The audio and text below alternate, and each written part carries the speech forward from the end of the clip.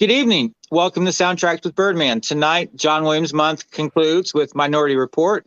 This was Boomer's pick.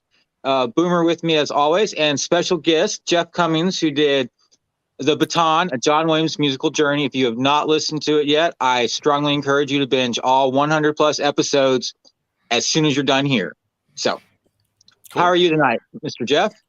I am doing very wonderful. I actually am very excited for this movie tonight. It's one of my favorites of Steven Spielberg post 2000.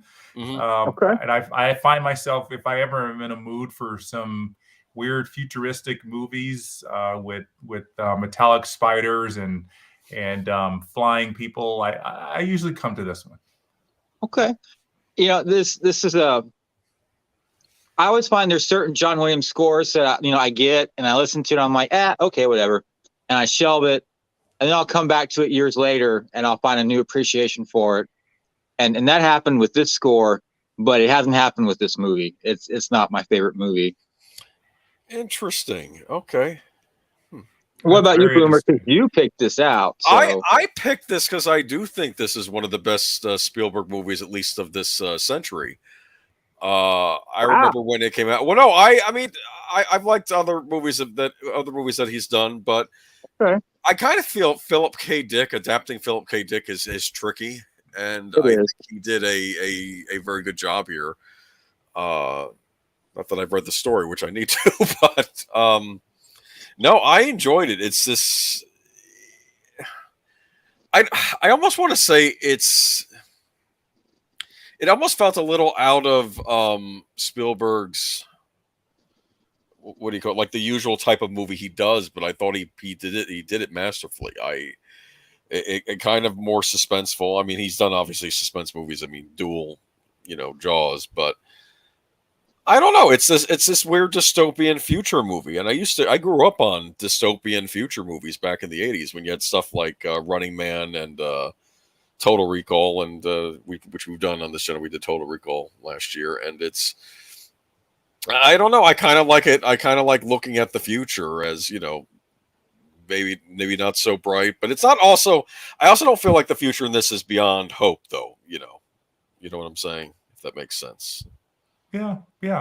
I see what you're saying. It is definitely a different film for him, but I think Spielberg was getting pretty dark in the 2000s. I mean, AI is pretty dark, and I mean, it's a kids. You think it's a kids movie, but it's really dark and creepy, and especially at the end, is just so creepy, and you're, crying buckets at the end. I thought it was kind of an interesting progression for him, and I really thought maybe in this period he was trying to get into that science fiction range.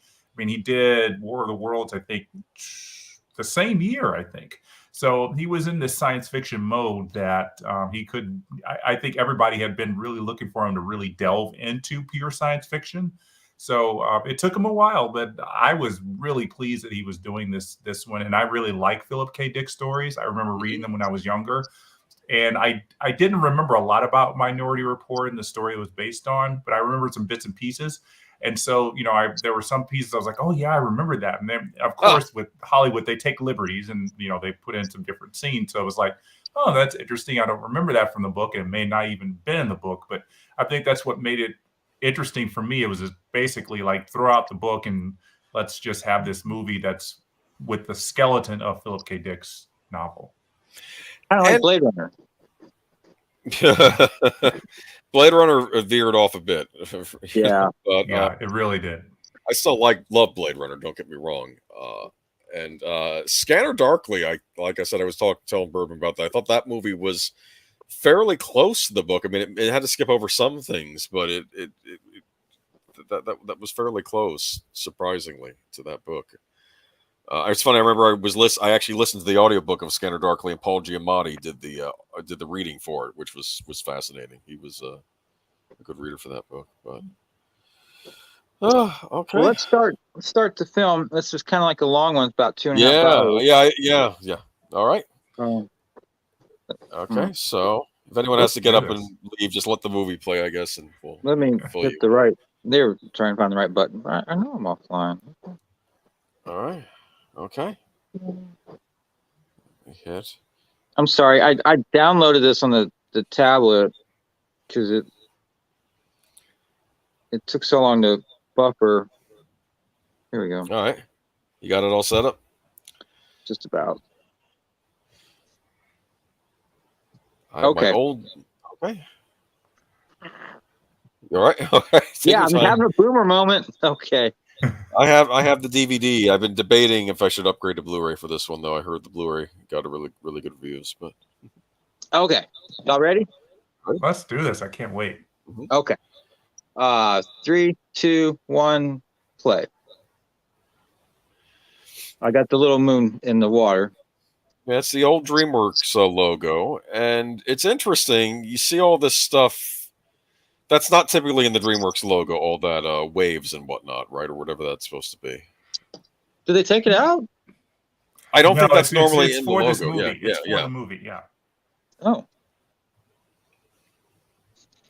That's what I missed right there, that 20th Century Fox. Oh, so do I. If you watch the Peanuts movie, you get to hear Schroeder playing the 20th Century Fox theme on a piano before that movie starts. They always do different with the 20th Century Fox fanfare. They always kind of switch it up. But now the budget on this guy was 142 is marketing. Box office total is 358.4, which, I mean, that's a decent return on investment. I mean, I'd be happy with that. But people still kind of feel like it underperformed. I had seen this when it was out in theaters, and I had rewatched it again recently. I mean, I know I saw it when it came out in video. I'm sure I must have. And then I rewatched it again before the stream. It's been years since I've seen this. And I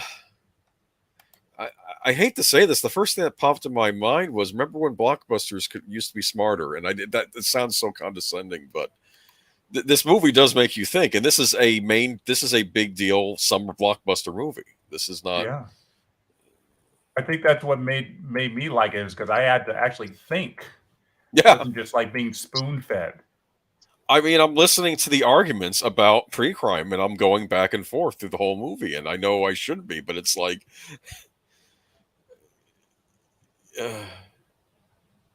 And I have to give Spielberg credit. He just bumps. He there's no fancy credit sequence. He just Minority Report. Let's get to it. It's true. It does open pretty strong. All right.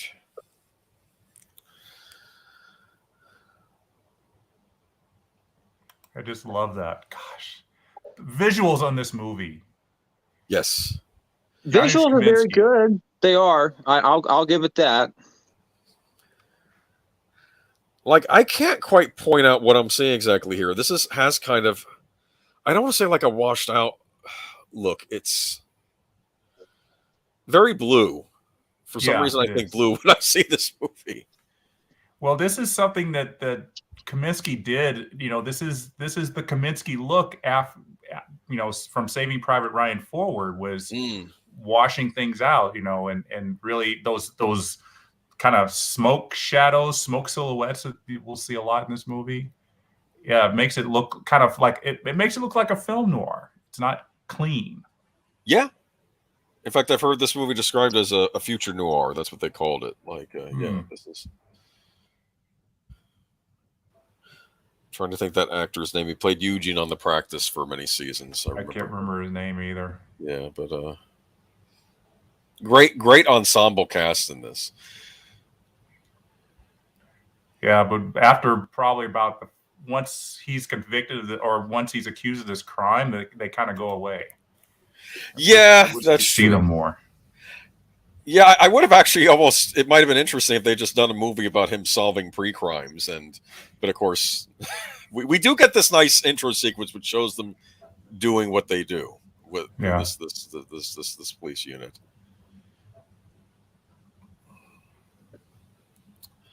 I remember this era though. Tom Cruise was on fire. Tom Cruise and Tom Hanks. I mean, they still are, but back then, I think remember Eben Roper did a whole show about Tom Cruise and Tom Hanks, the two Toms, how they were ruling Hollywood at the moment. Like anything they came out with was excellent. This was before The Mummy, of course, but well, this was the year after Tom Cruise did Vanilla Sky, which is yes, a horrible movie. And of course, Horrible. like many people, Yes. I was like, Yes.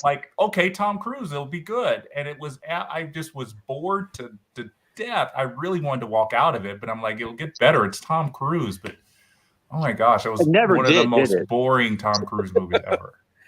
I'm curious because I think it was a remake of a Spanish language film. Yes, it was. Yes. I wonder if the original's better. It might be. Maybe that was an example of them messing up the remake. I don't know. And Vanilla Sky is probably one reason why I don't like Tom Cruise. I had a huge crush on this girl, and she loved Tom Cruise, and I took her to that movie, and all I heard, if you look like Tom Cruise, I would like you more. And I'm like, okay, that's mean. Well, I'll just take you home and never talk to you again. How about that? I'll be just like Tom Cruise because he don't talk to you either. No, you needed to slide out onto your wood panel floor in your dress shirt. No, nothing else. Then you would have been more like Tom Cruise. Come on, risky business. Maybe so. Maybe we had a second date.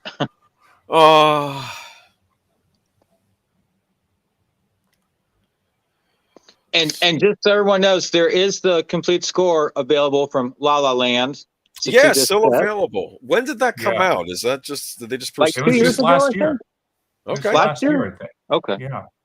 The years run together. It came out after I had finished my podcast, and I was like, "Oh, that would have been great to have," because they always have some great tidbits that I haven't been able to find anywhere else, and they did. They had some interesting little tidbits about the score, and we'll talk about the soprano that's in here later, but in the score, but yeah, how they found her and using the soprano and all that stuff.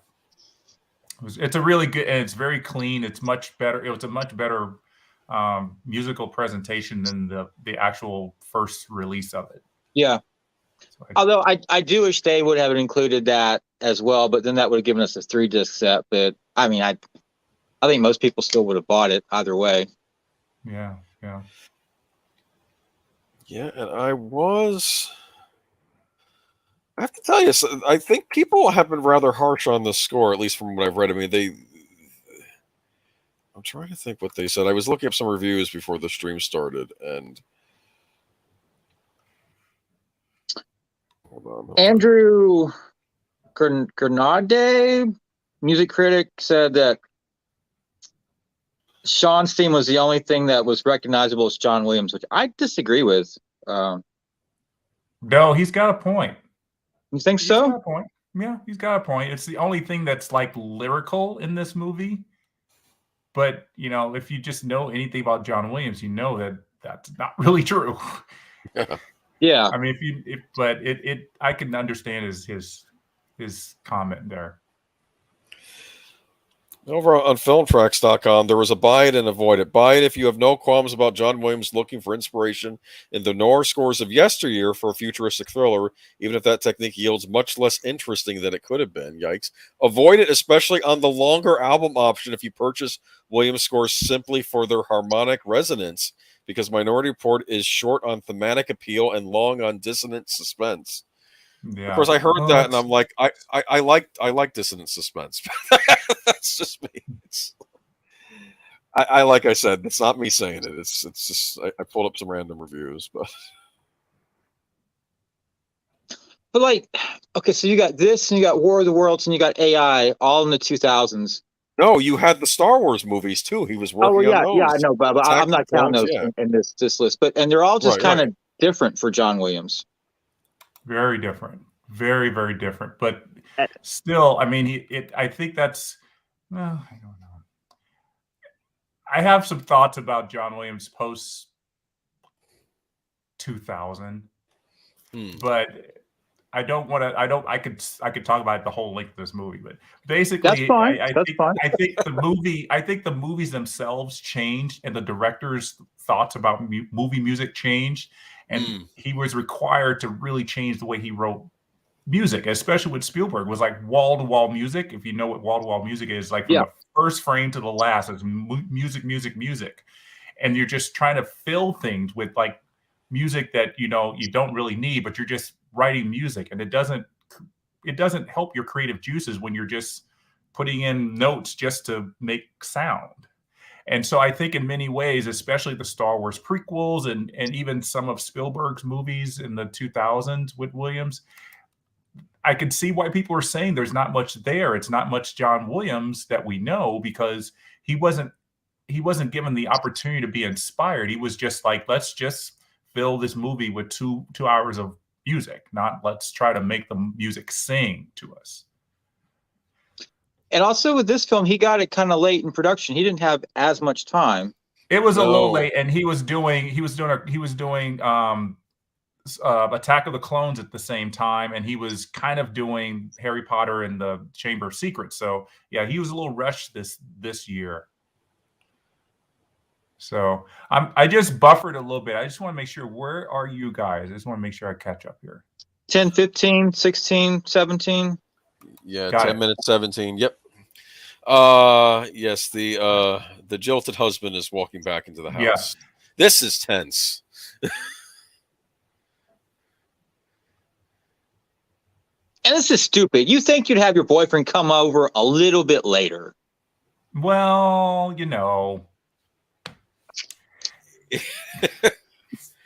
It's movie time. We got to get things moving here. That's true. That's true. And I hate to say this, but sometimes if it's gotten to that point, she's not caring as much. That's how bad this is. I mean, I don't know how much she is trying to hide it. I mean, I guess she's trying to hide it enough, but they're not being as careful as they would be otherwise. And you see this guy. Oh, go ahead. I was going to say Ari Gross is actually really good in this, because he looks like this guy who you would maybe, I guess, you would want to cheat on, because especially when you look at the guy that she's cheating on him with. Yes. But so you're thinking, of course. But then he looks like, you see him when they're kissing in the bathroom, and then you're like, it switches. And you're like, okay, I feel for him now. Mm-hmm. And he's like, he's crying, and he's like, oh, and you're like, okay, I got it. Yeah, you kind of feel like, okay, I would kill him too. Yeah, well, it's where I think you're sort of seeing it from both points of view in a way. He doesn't. He actually too. If you look at him, he doesn't look like the guy that would murder anybody. But that's the whole point, is this crime of passion. Yeah. If he hadn't really known this was happening, he would have thought it. But that's when you hear of famous crimes of passion. I mean, that's kind of what it is. It's like these people who you never think would be the person to kill somebody.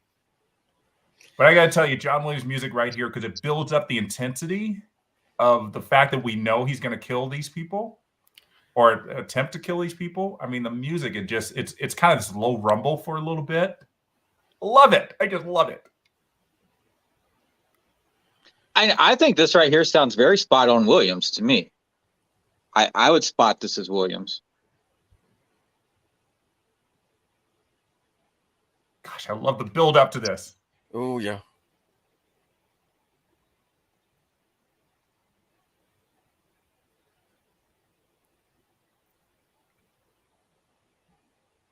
Gosh, this is, I mean, musically, and again, the cinematography, yes, it's a little whitewashed, but it's a little washed out, but it's so good. Here we go. I love how the entire SWAT team comes in there. It's just... Dun, dun, dun.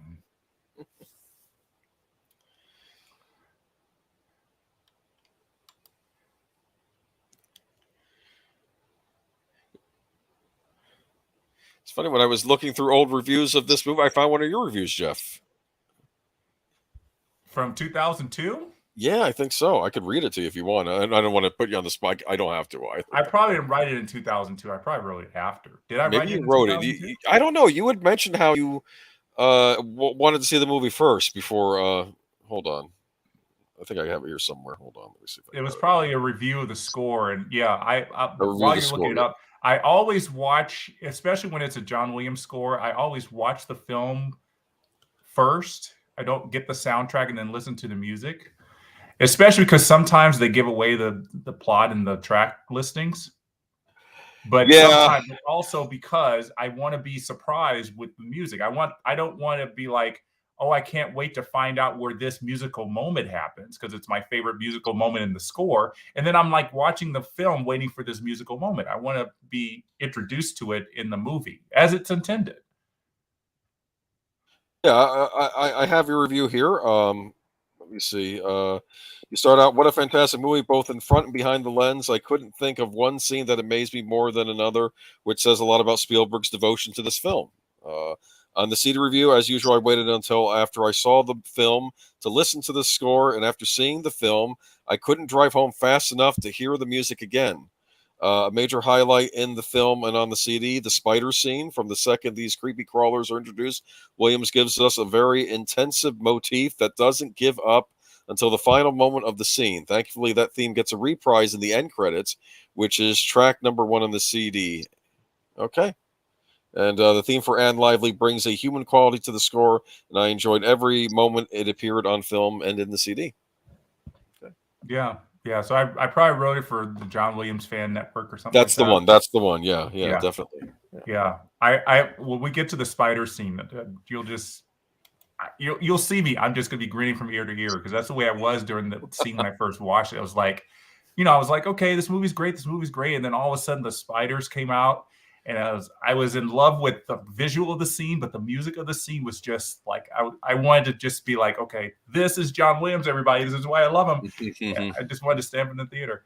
Yeah, I can't wait for the spider scene. That's one of the reasons I wanted to do this tonight because I just wanted to gush about the spiders. Yeah, I do like their music a lot, and I think that's what I like about this movie. Typically, when you see movies about the future, it's like a sterile future that's not very interesting, or sometimes it's more over the top, as in Back to the Future Part 2.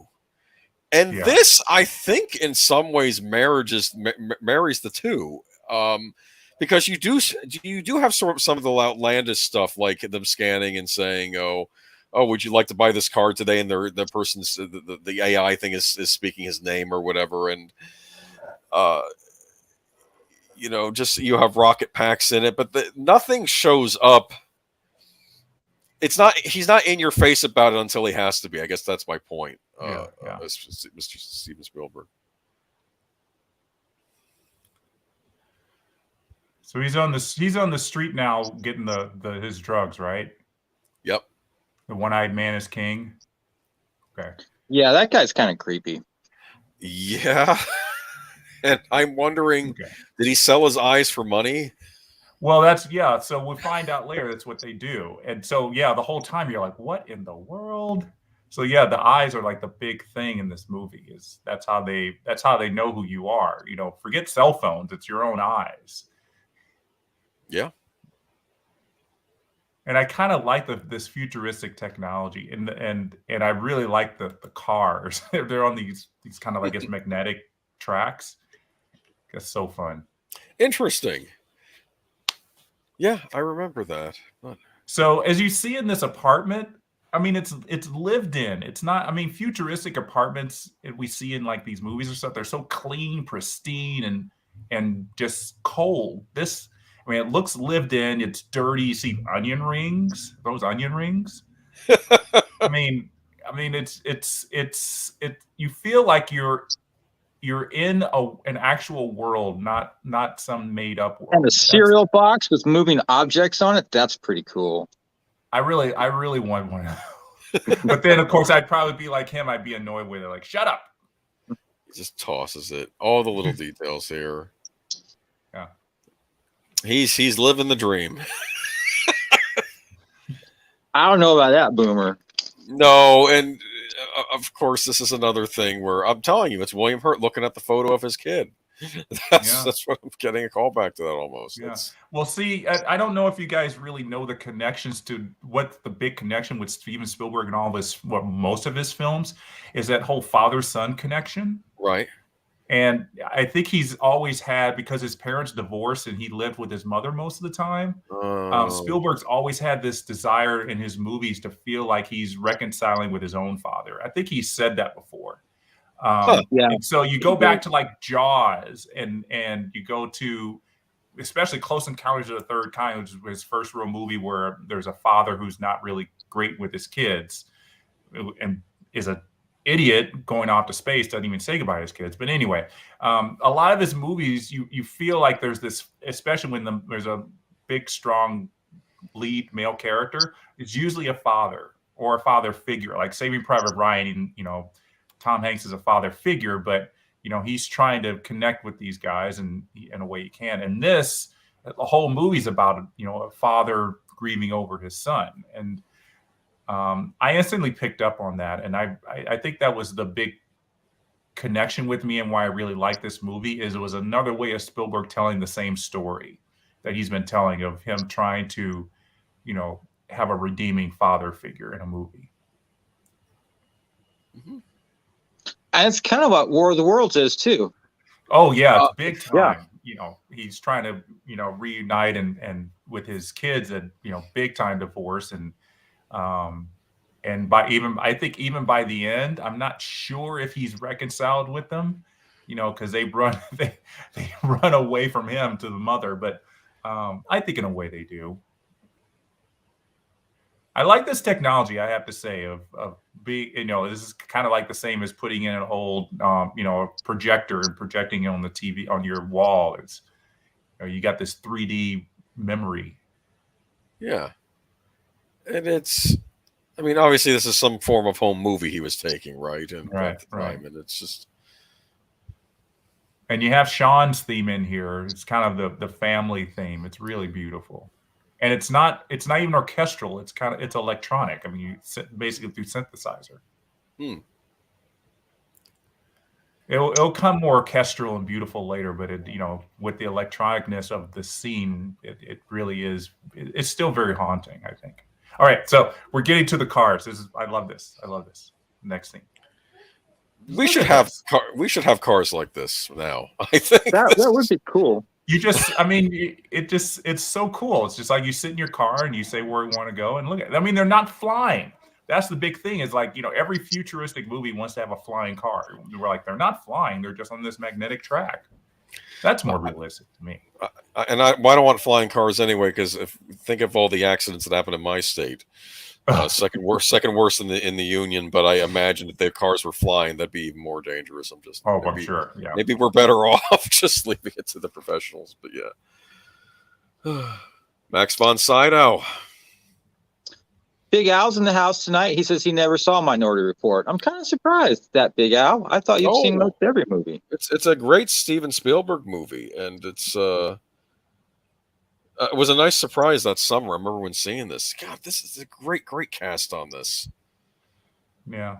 I don't think Spielberg ever would have a problem with getting the cast he wants in a movie. No. Steven Spielberg calls you, you say yes. Yeah. But Colin Farrell was a nice little discovery. I think this was like his big breakthrough movie. Right. I'm trying to think if he had been anything else before this. I think I knew of him before this movie came out, but yeah, he was in a couple of small things, but I think, this was like his really big one where he just suddenly broke through. Yeah. And I believed at the end of this movie he was American. Right. Because I know that he does the accent so well. He does.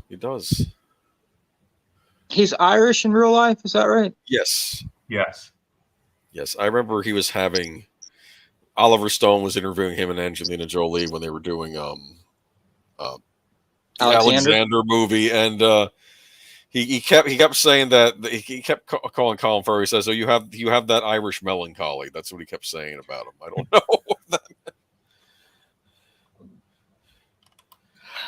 I have to admit, all throughout this thing, I'm thinking about the precogs, and I'm thinking, is this right that they're using them this way? Do they have autonomy? Did they, this is... Yeah, these that's are human the whole beings, thing correct? about the movie. That's the whole thing. I mean, even more so than just whether or not it's allowed, but the means of which you're getting to this end, it's like these are still people. And yeah. I don't know if the argument is, they're better here than anywhere else, and I'm trying to remember what the arguments were here, but it's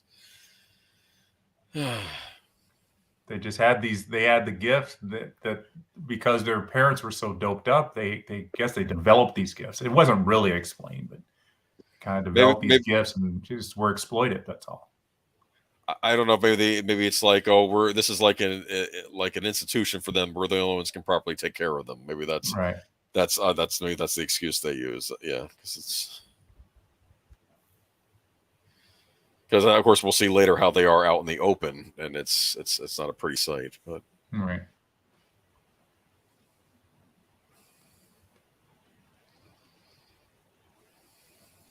Jeff, you had mentioned wall-to-wall score. I think the total runtime on the score is like an hour and 40 something minutes.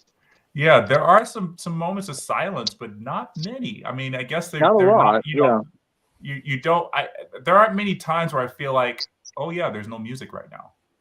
There aren't many.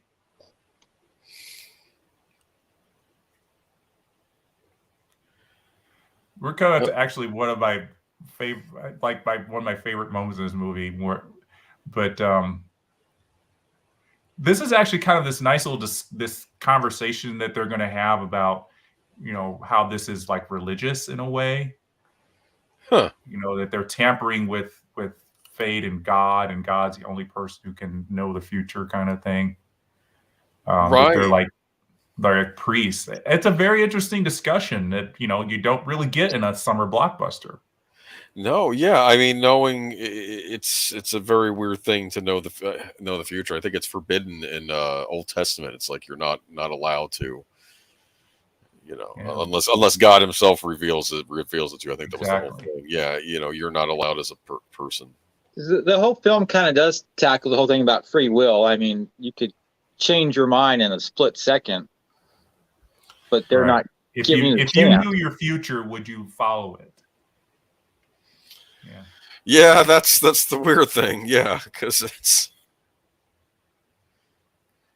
they did a wonderful X-Files episode about that, where there was a psychic played by Peter Boyle, and everything he saw came true. And like the one guy who's a smoker says, "How do I go? Lung cancer?" And then he shakes his head, and then 2 minutes later, the serial killer murders the guy. But it was. Yeah, that would suck. Yeah, no kidding. Did you watch the X-Files, Jeff? Oh gosh, I was never an X-Files fan. I thought it was a little too creepy. It's a creepy show. I'm not gonna lie. It was out there for me. I mean, I guess that was the point of it. It wasn't that I didn't, ever buy into the fact that in the TV show there were aliens and things like that, but it was just like, it's a little creepy and just weird for I guess me at the time, and even now, I guess, even if the X-Files were on now, I'd be like, Still I mean, I like science fiction, but I guess mostly the alien stuff doesn't really get me. Gotcha. See, he just said right there, his parents were shot when he was 15 on the streets of Dublin.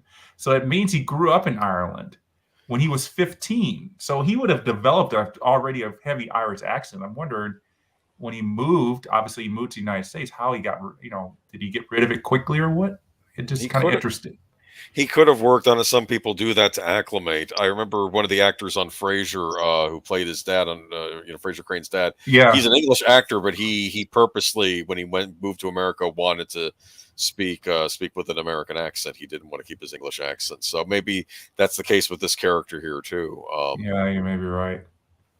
All right, so this is like musically, the music you feel like is just going away, going away. Going away. Tom Cruise is about to walk over. It's like one of those jump scare moments. But like the music goes away, and then you're going to get this big jump scare moment. And I didn't jump in the theater first when I first saw this, but it was a great little moment. See, the music's gone, except those violins. So you think something's going to happen. If the music's there, something's going to happen. Because you're looking at her and you're looking at these things and you're wondering, I hate to say this at this moment, was I even looking at them as people yet? I don't know. Yeah. And I'm going to guess that doesn't happen every day where they just jump up and give you a hug. No. Because it's almost like they're in a weird comatose state. Yeah. And here comes the wailing woman voice that became so popular in music scores in the early 2000s. The wailing woman.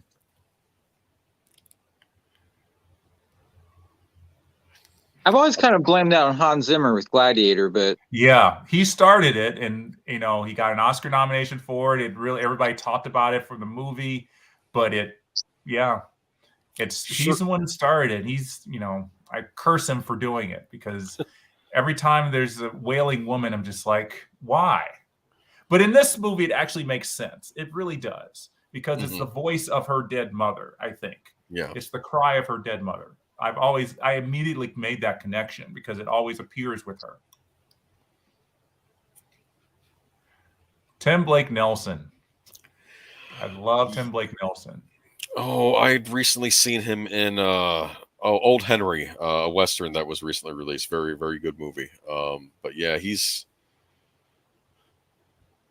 been in a lot of Coen Brothers movies, I believe, right? Yeah. So it's Oh, brother, where art thou? He was awesome. Remember that? I thought you were a horny toad. I just love that movie. Oh, that's actually, it's funny. It's called Soundtracks Bourbon, but speaking of soundtracks, I love is the Oh Brother Where Art Thou soundtrack. That's a great collection of songs. But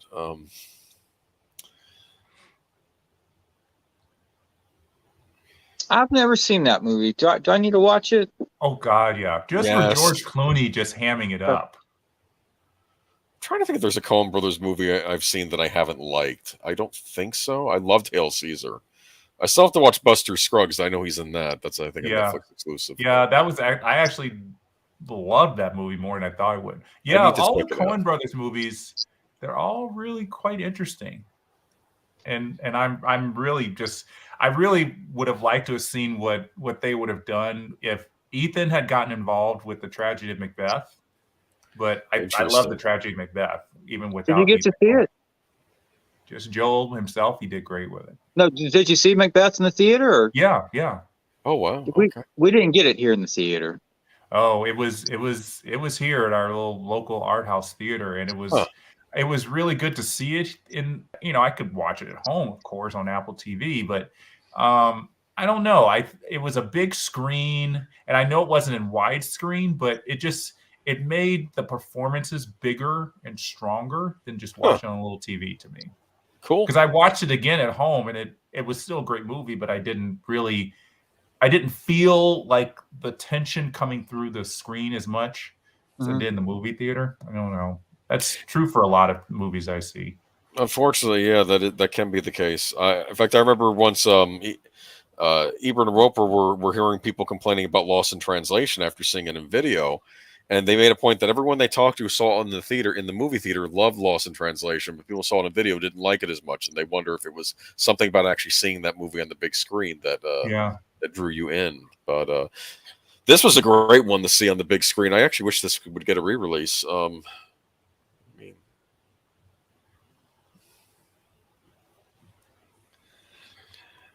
This scene. I mean, it's one of those like dialogue scenes where you have to pay attention, where so you know who Anne Lively is, and this is starting the whole Minority Report thing. It seems like one of those scenes where, like, if you could, that you can't throw away, because then you don't know what the rest of the movie's gonna be about. And Tim Blake Nelson and Tom Cruise, they do it well. I mean, they knew it was just gonna be this dialogue heavy movie, and they have to sell the dialogue.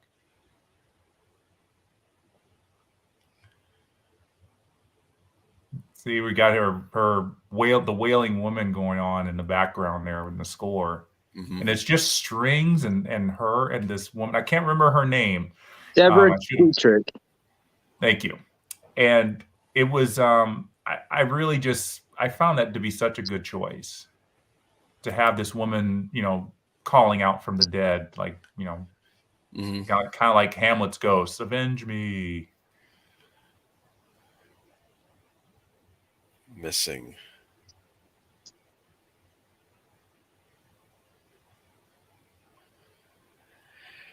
Some of the characters in this movie are a bit off kilter. All I gotta get is dirty. Yeah, him and the woman that started the pre-crime unit, who's now with the greenhouse. Oh yeah, she's really weird. Yeah. I kind of got the icks when I watched that scene. Yes. Like, ick. Ew. Herbal tea. See, so you see this, you see those the way the light's coming in the windows. Yeah. I mean, that's a Janusz Kaminski thing where, like, you know, you think like they're smoking like 10 packs a day in this house or something. But I mean, that's just to kind of direct the light and create some contrast. It's, I mean, in some ways it's overdone, but I really like it. It makes the room three-dimensional. On a movie screen or a TV screen, it opens it up.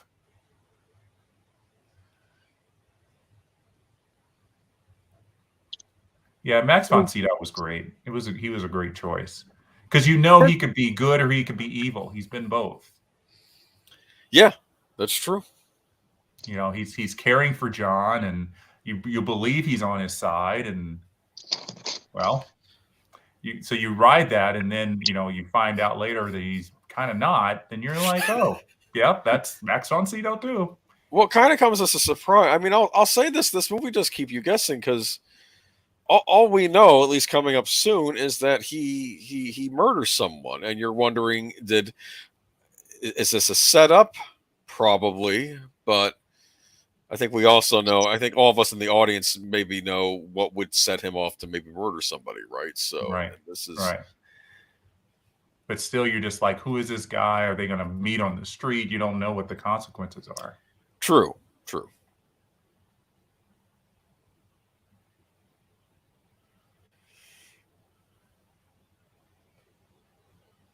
So we watched Gattaca a few months ago on this channel. It's another one of these dystopian future things. That's gotten quite a few views on it too, for some reason. Surprising. I haven't watched Gattaca in a long time. Gosh. Yeah. One thing I do like about this future, at least there are people in government questioning the whole pre-crime thing, you know, about whether at least at least it's accepted whole hog. Do you understand? Right. It's which would disturb me more, but and in some ways, this guy's I don't want to say he's a plant for the audience, but we're probably questioning this too. Like, is this? Yeah, his apartment is kind of messy. It's extremely messy. You would think if he's the director of pre-crime, he's making enough money to get a maid. Yeah. But I think he probably had a maid when his wife was living with him, or his wife probably was keeping things clean. Yeah. And then she left, and so now, you know, it's a mess. See, okay, so I'm going to tell you, I'm a swimmer, and it is very hard to do that, to open your eyes underwater and not squint. Huh. So I'm wondering how they do that. They had to have contact lenses or something, because when you open your eyes, even if it's not chlorinated water, it is very, very difficult to not like squint, because you can't see. You know, you can't see what you're trying to see. Huh. So you're trying to like squint, and that probably would take a lot of takes for her to just open her eyes as if she could see clearly. I didn't think about that, but yeah. Yeah. I mean, I remember watching it, I was like, how did she do that? There's no way you can just open your eyes like that. But that took me out of the movie for like 2 seconds, and I was back in. I'm trying to find out. Let me find Samantha Morton. Yeah, she's the. They were really praising her in that old Ebert Roper review. They were. She was doing really well at this point. She had done that Woody Allen movie where she was she wasn't deaf, but she was mute. Right. A few years earlier, and yeah, she was doing pretty well for herself at this point. Trying to think, what else was she in that I would recognize her from? Hold on. So he's kind of scrambling now. So, hold on.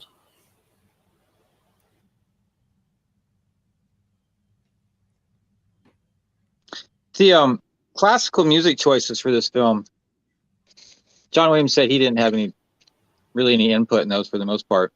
But it said in the book the character listened to classical music, and they just kind of carried that over to the film. Yeah. I thought that was interesting. Well, because they're supposed to be, I mean, they're listening to music. So, you would think it'd be something that already exists in real life and not just some music that the film composer wrote to be for them to hear. Yeah. So usually when they're hearing music, unless it's like a song that the composer may have written, usually if they're hearing something, it's something that already exists. And even if we hear it, we're not thinking it's a score. It's, we're hearing what they're hearing.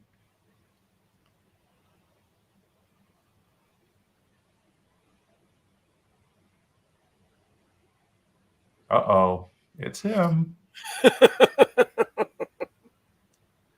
I kind of like the whole the editing in this because it's shifting from person to person and what's going on. And I have to admit, a lot of the big Hollywood movies, they don't allow. I remember George Romero, after he made Land of the Dead, he was complaining that his movie didn't have the usual amount of cuts he usually does. But I assume with Spielberg, they give him carte blanche. I think. Yeah, do whatever. Do as many cuts as he wants. Yeah, it's.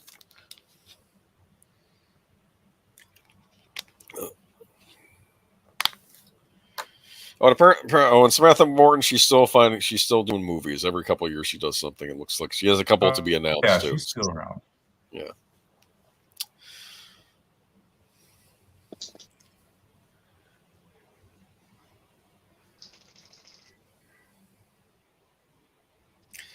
Tom Cruise these days, it's simply just Mission Impossible. That's all I've really seen him in recently. I know he's got 2 more of those. Is Top Gun 2 ever coming out, Boomer? Is what? Is Top Gun 2 ever coming out? Oh, yeah, that summer, one. I guess. They've taken forever with that. It's I think they messed up. They really should have released that in the fall. I think they were worried, pandemic fears and that no one was going to see it. But people are seeing movies again. So, and I think they could have ruled the weekend on that one. So. Oh, this guy. I mean, I have to give him points. He's given 2 minutes. I find this character creepy. Well, he likes John. He's gonna help him. I know, but he's another one of these characters that's off kilter to me. He's the way he's. I don't know the way he talks to the one pre. Yeah, I think he's in love with Agatha, and that's fine, but it's. No, it's not. It feels weird to me. I'm sorry. It's yeah. Yeah.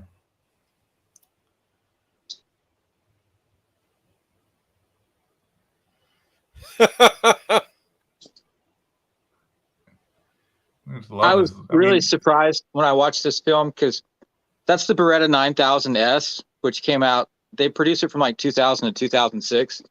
It was their first polymer subcompact gun. It didn't do very well at all in the market, but it's in Minority Report, and I was like, "Wow!" I'm like shocked.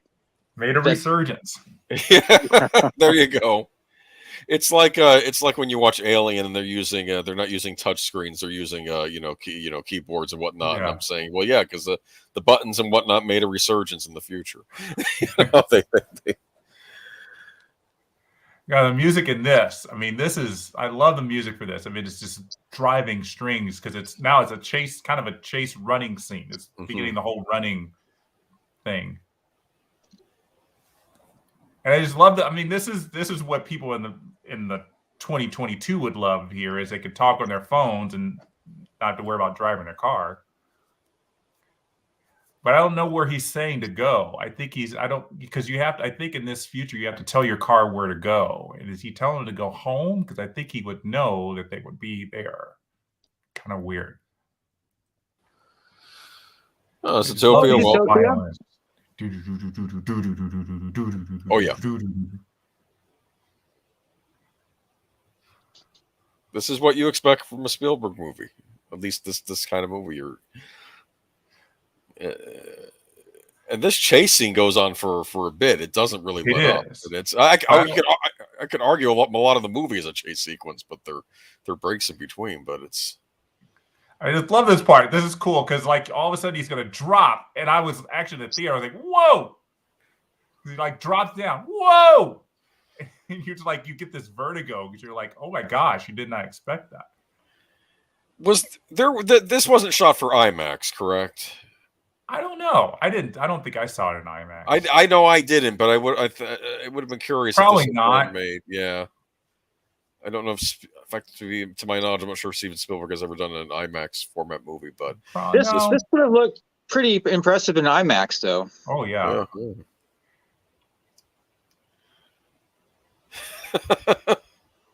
Just hi, just jumping around.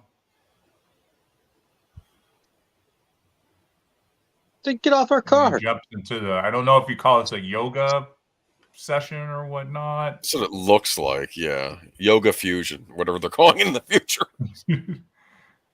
Oh, that just hurts my back.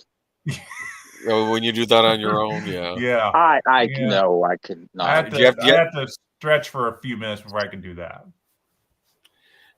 Do you call olive oil and she just bumps you in the back and unravels you whenever that goes up? I mean, that's one of those interesting moments. I mean, it's like, couldn't he have just crashed into something else? But somebody had the idea of, hey, let's just have him crash into this contortionist section. Yeah. I mean, or probably somebody was like, hey, my wife's a contortionist. She wants to be in your movie. Oh, let's make her part of this contortionist section that Tom Cruise falls into. Maybe. I mean, I can't imagine the meeting that happened that approved that. It's just weird. It's weird and cool to kind of think of that making it into the movie. It could have been, he could have just crashed into somebody's empty apartment and just kept running.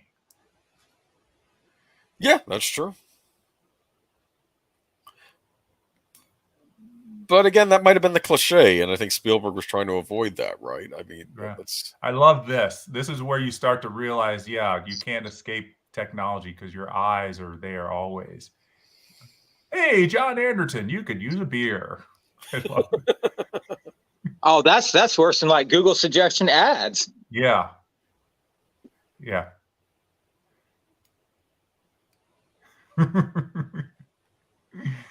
Oh man. Yeah.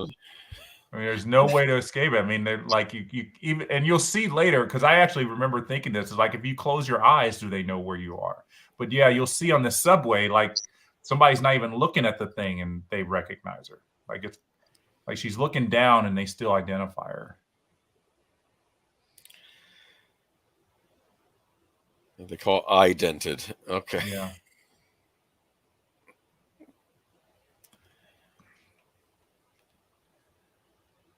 Do you think they sell special sunglasses that can block that stuff in the future? I'm wondering. I don't know. No, because people are pulling their eyes out, so apparently not. Yeah. Okay. So. Oh, so this is cool. So, I guess Cameron Crowe. That's Cameron Crowe, and that's what's her face, Cameron Diaz behind him. So, like, I guess they wanted to be in the movie, and this was the only place he could fit them. So that's Cameron Crowe reading the newspaper, and then that was Cameron Diaz behind him. Huh. I don't think it. I mean, I knew who Cameron Crowe was when I saw it. I was like, oh, that's cool. But it was a long time after that I realized, oh, that's Cameron Diaz. Huh. All right, after the spiders is my favorite scene in the movie. I mean, this is just a really cool, really loud chase scene. But it's really kind of, I mean, this is like one of those things that Spielberg was like, it's not going to be we're already not going to have your usual chase scene. I mean, these people are flying on jetpacks and whatnot. So there's a lot of cool things are going to happen here. I just love it. I love it. And musically, for the next 7-8 minutes, it's just pure John Williams action music of the 2000, which is not really harmonically based. It's just, it has a rhythm. It's rhythmically based, but it's not harmonically based. So it drives the action, but there's not like, in the original Star Wars trilogy, you have Luke's theme and Vader's theme and all these other themes that are commenting on the scene. But this is just driving the scene. It's not thematically strong, but it's still really fun. And I like the 6 sticks. Oh yeah. It's funny. The only other movie I saw a sick stick in was in that sequel to Kick-Ass, and I thought, are these actual technology that exists, or was there a prototype of this? Somebody's gonna make it. Oh, or maybe they were just referencing this movie when they had it in there because they. This music is just it's so cool. It, like I actually really like if I'm listening to it and I'm driving, I actually find myself driving faster. Like it's just so cool. Oh yes.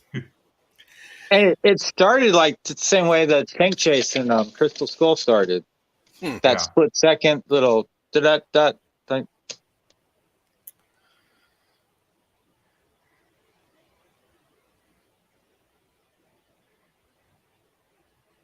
This is why they call him Tom Cruise Action Man. Yep. I remember in the movie theater when he fires up this jetpack, like you could feel the subwoofers. Like, boom. I thought it was so awesome. Cool.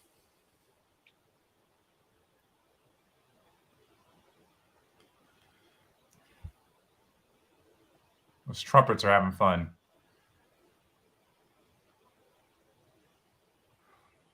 This had to take months to film and rehearse, choreograph. I just love how this part. They said every set was built, but I think Spielberg used a computer to help build the sets, which I thought was interesting. Yeah. So it's not like they're using CG sets here. No. But and this guy just sits in his chair like nothing's going on.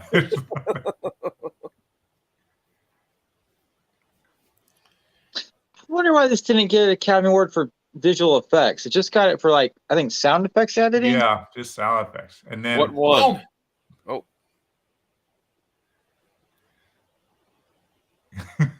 You're interrupting.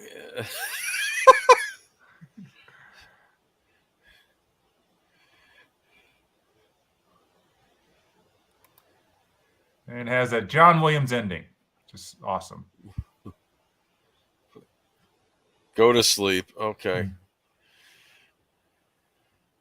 See, I don't know why he just all of a sudden just went to sleep or whatever. Like he didn't give him a drug or something. I don't know. It's funny the one woman mentioned to him, "Everybody runs," and that's actually the tagline for the poster. If you say it, "Everybody runs," that was.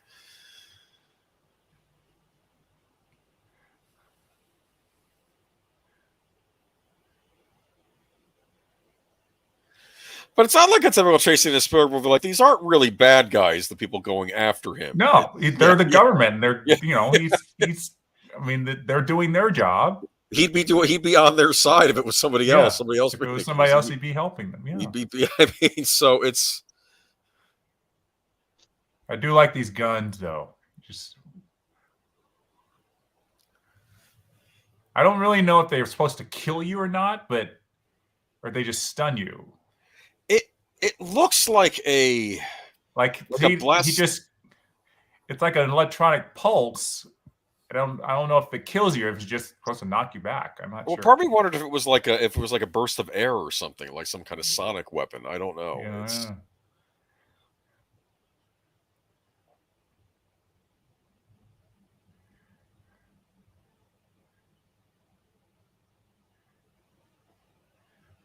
I wonder how much those cars cost.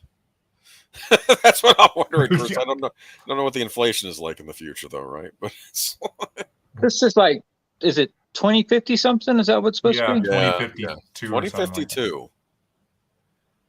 And I'll say this. Sometimes I think they overreach. This feels like it could still be 2052, maybe. Well, what is it? 2022 now? Oh, 30. Yeah, 30 years. When did this come out? 2002. 20th anniversary. Yeah. Well, not quite. Not quite. It won't be almost this year. Maybe there'll be another re-release of it somehow on DVD or something. Okay.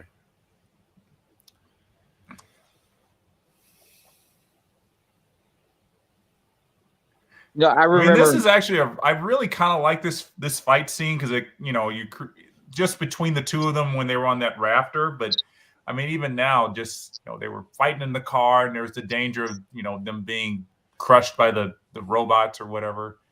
Like right here, it's like, oh my gosh, my hand.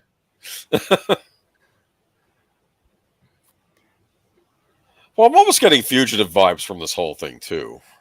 A little bit. Well, I know. Maybe I could argue it's the same thing. I think I really think some like the chase scenes in The Fugitive were definitely more realistic because they were in the present day. I mean, they didn't have to make it up. I mean, they didn't have technology to say, let's try and do some really cool stuff. And they were out in the real world.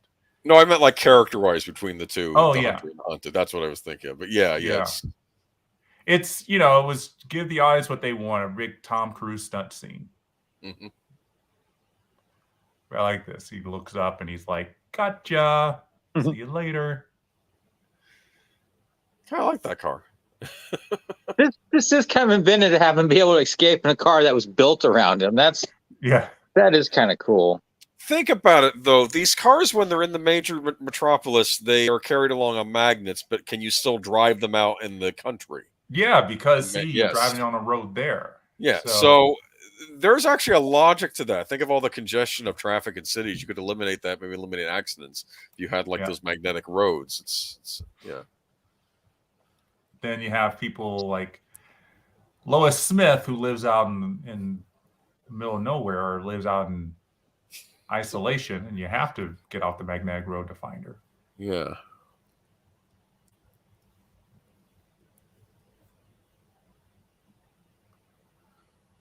Oh, this freaks me out a little bit. I don't know. It does seem a little weird. You're like, what in the world is going on? I guess if they explained it before, like she's the weird plant woman, then those vines attacking him wouldn't have seemed so weird. Right. But sometimes too much explanation might wear a movie down, right? Yeah. Yes. I don't know.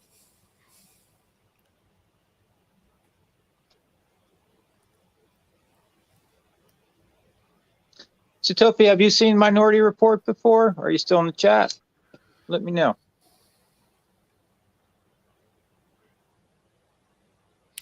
Trying to think of the recent Spielberg movies I haven't seen. I don't think I saw Adventures of Tintin. Did he direct that one? He did. It was an animated feature. That I haven't seen.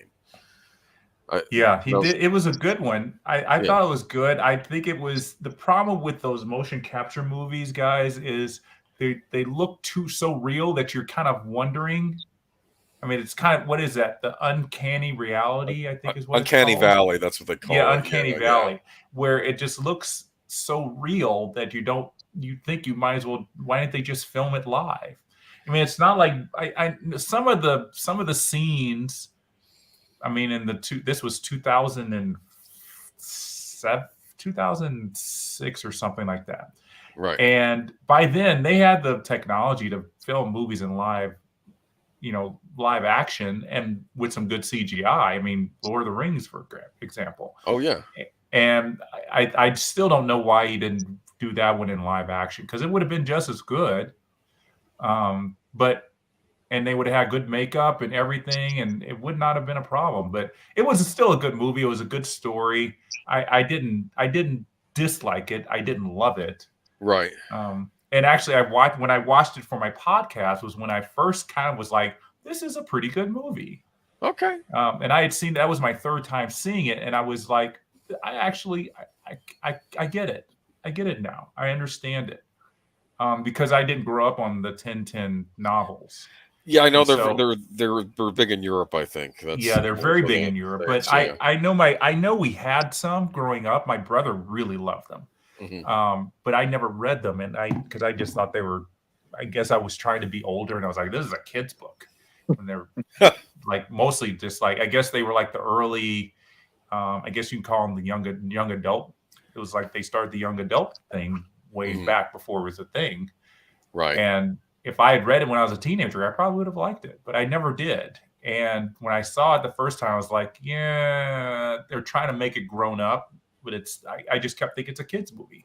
And I just let myself go and said, watch this movie for the podcast, for the music. But I was like, watch this movie. And I was like, yeah, I get it. It's good. And they were supposed to be doing sequels, and they never have. I think somebody dropped the ball on that. I really enjoyed the score to 1010. It was very good. The scene on the boat in the flashback is really good. It's really good. There are a lot of good moments in that music. I'd say it's on par with Hook for me. It does feel very much like Hook. Yeah. I think Hook was a high watermark, and then I guess 1010's the next high watermark for me for John Williams. Oh, I can't think of. Birdman, don't get me started on Hook and how much I dislike that score in that film, and I wish Steven Spielberg had let it go. We'll save that for another day. Yeah. If anybody out there who's watching this, you can listen to my episode of Hook on my podcast. I tried very hard to like it, and I just think it was not good for Spielberg. One thing I do believe it helped him do, it got rid of that child in him. You know, everybody said he was just this child making E.T. and Jurassic Park and all these movies. And I think Hook was the one that let him go because his Peter Pan had finally grown up. And so that's why he's making Schindler's List and Saving Private Ryan. And now, I'm glad at least it helped him do that. Because, those are the kind of movies he'd wanted to make in the 80s, but he didn't feel he was ready. And I think after Hook, he was ready. So he made Hook, he got it out of his system. And now he's, Schindler's List and Saving Private Ryan are like two of the best movies ever made. Oh, yeah. It's funny, though, you mentioned Hook. It's like Peter Pan is not who you expect to be a grown-up, and we did young Sherlock Holmes, and you don't expect to see Sherlock Holmes as a young man, as a teenager in that movie. It's like, and I know Spielberg didn't direct that one, but I think he still had a producer credit on that, so it was kind of... He did. He had some input on it. Yeah. Okay. This is the only scene in this movie that I thought was a little long, but again, it's very talky because you have to understand who these precogs are and why they are who they are, and then we talk about the Minority Report. I find in movies exposition works when stuff is happening in the background, but you have to be careful how it's happening. For instance, I've always brought up Star Trek II: The Wrath of Khan when Khan is explaining his whole how he met what happened on the Enterprise with him and Captain Kirk, and you're terrified for what's going to happen to Chekhov and the other captain there. And in this, not so much, but there's all this weird plant life. He just got poisoned. If he didn't take this drug, he probably would have, I don't know, suffocated to death. Right. It would seem like so he would have hallucinated or something like that. Yeah, I mean, it's still interesting. And when you get to an action movie and you have this big action scene like we had just seen, it gives the audience a chance to catch their breath. Now, this is weird. I'm going to have to look away. Oh, my gosh. The kiss? Yeah. Yeah. And he's kind of looking at her like, what just happened here? I wonder. I wonder if Steve, if that was in the script. I wonder. It'd be funny if Spielberg told the actress Lois Smith, said, right? Lois Smith, just kiss Tom Cruise. Just kiss him and see what he does. You're not. And you have to have two cameras on it because we're probably not going to get that again. This plant life is terrifying. Venus flytraps, things like that. I'm not. Yeah, not. It's Little Shop of Horrors times 10. Yeah, pretty much. I didn't think about that, but yeah. I think I read somewhere they're remaking that now. No, I shouldn't. No. I've heard, no, don't do that. It's just going to be a CGI plant. I mean, that's not fun. Yeah. It's not fun. Who did they cast in that? Hold on. Jeff, do you know anything about the Back to the Future musical they got coming out? I've heard about it. I can't imagine. It's like when they make these musicals that are out of films that weren't musicals. I'm like, where are the song moments? I can't find the song moments. And then, I hear that, like Mrs. Doubtfire. Come on. Where are the song moments? I mean, there's Johnny Be Good. There's Johnny Be Good and Back to the Future, and then The Power of Love. But that's those. And then I guess but where do you put the songs? I don't know. I don't even want to know. Alan Silvestri has given it his blessing, so yeah. Hold on, now I have to find out. It's definitely not one that I'm going to go rush out to see. Back to the Future, the musical.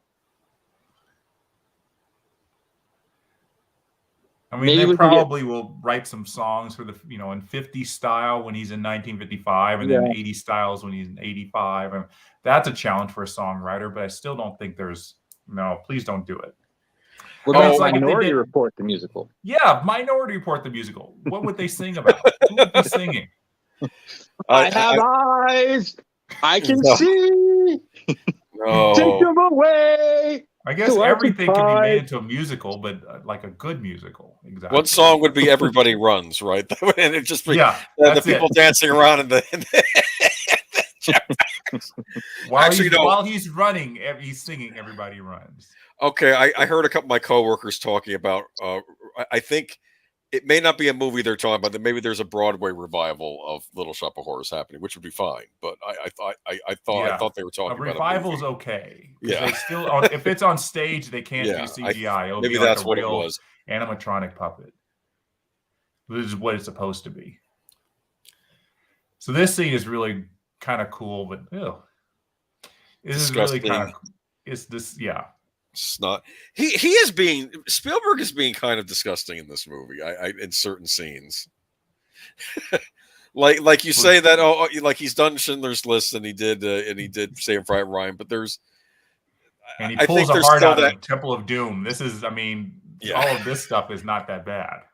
Yeah, well, that's true. The whole homage to Clockwork Orange with the eyes.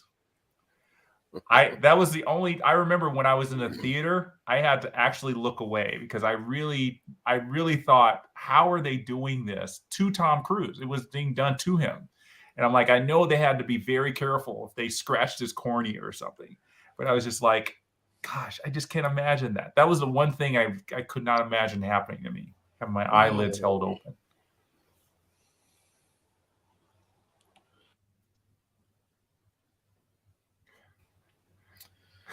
I want to keep the old ones. My mother gave them to me. I love that line.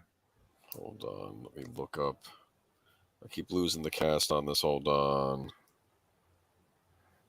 This is Peter Stormare.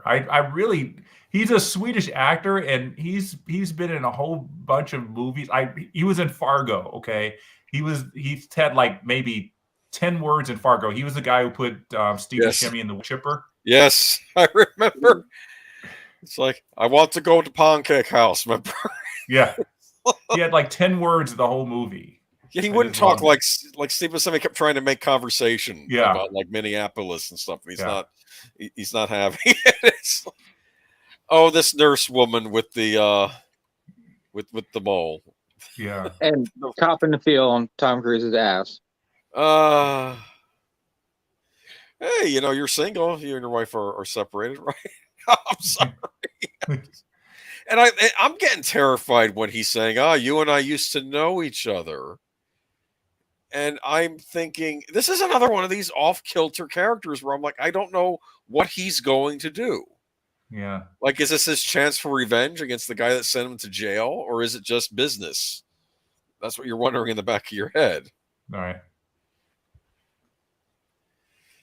fact, we have the sandwich scene coming up and the milk scene, and I'm like, did he leave the moldy sandwich and the milk in there on purpose? Like, I'll be nice when he has a 50-50 shot at getting the actual thing. Performance pieces. All right, this is where it's gonna get weird. Do you have a thing about eye stuff in movies? Yeah. It's like contacts. It's like, I hope in life I never have to wear contacts because I don't think I could do it. I couldn't either. I could not do that either. I'll wear glasses and risk losing my glasses. I had a friend. He had a thing about stuff having to do with fingernails, and then we went to see Syriana, and he couldn't make it to that finger. He had to walk out of the theater. He apologized. I said, "It's all right. I'll catch it on video." See, I wonder who the person is. I mean, I don't know if that's Peter Stormare's hands, but like, I wonder who's actually doing this to Tom Cruise. Who's doing that to him? I just wonder who's been hired, who got to walk around and say, I was the guy who held Tom Cruise's eyelids open. I'd hope it was some kind of medical professional, right? Maybe. Maybe not. They got one of the effects guys in to do it.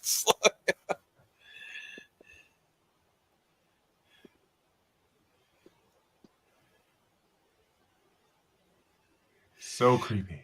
So creepy. I mean, And then we get a nice little breathing scene we get to meet Tom Cruise's ex-wife.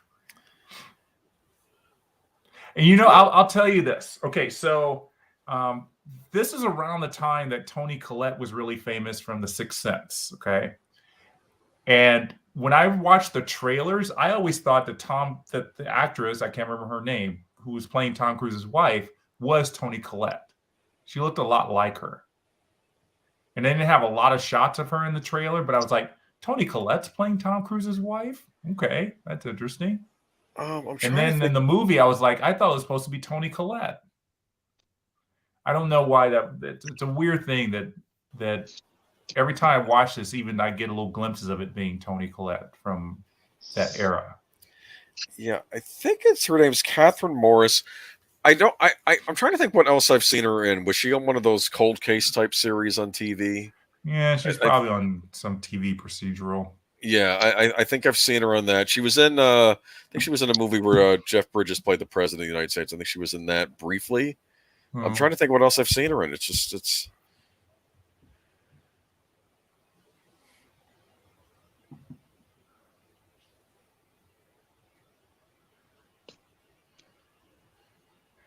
And I don't really understand her explanation here about why she left him. I left him because every time I saw him, I saw my son. I mean, that doesn't make any sense. Yeah, I don't know. It doesn't make any sense.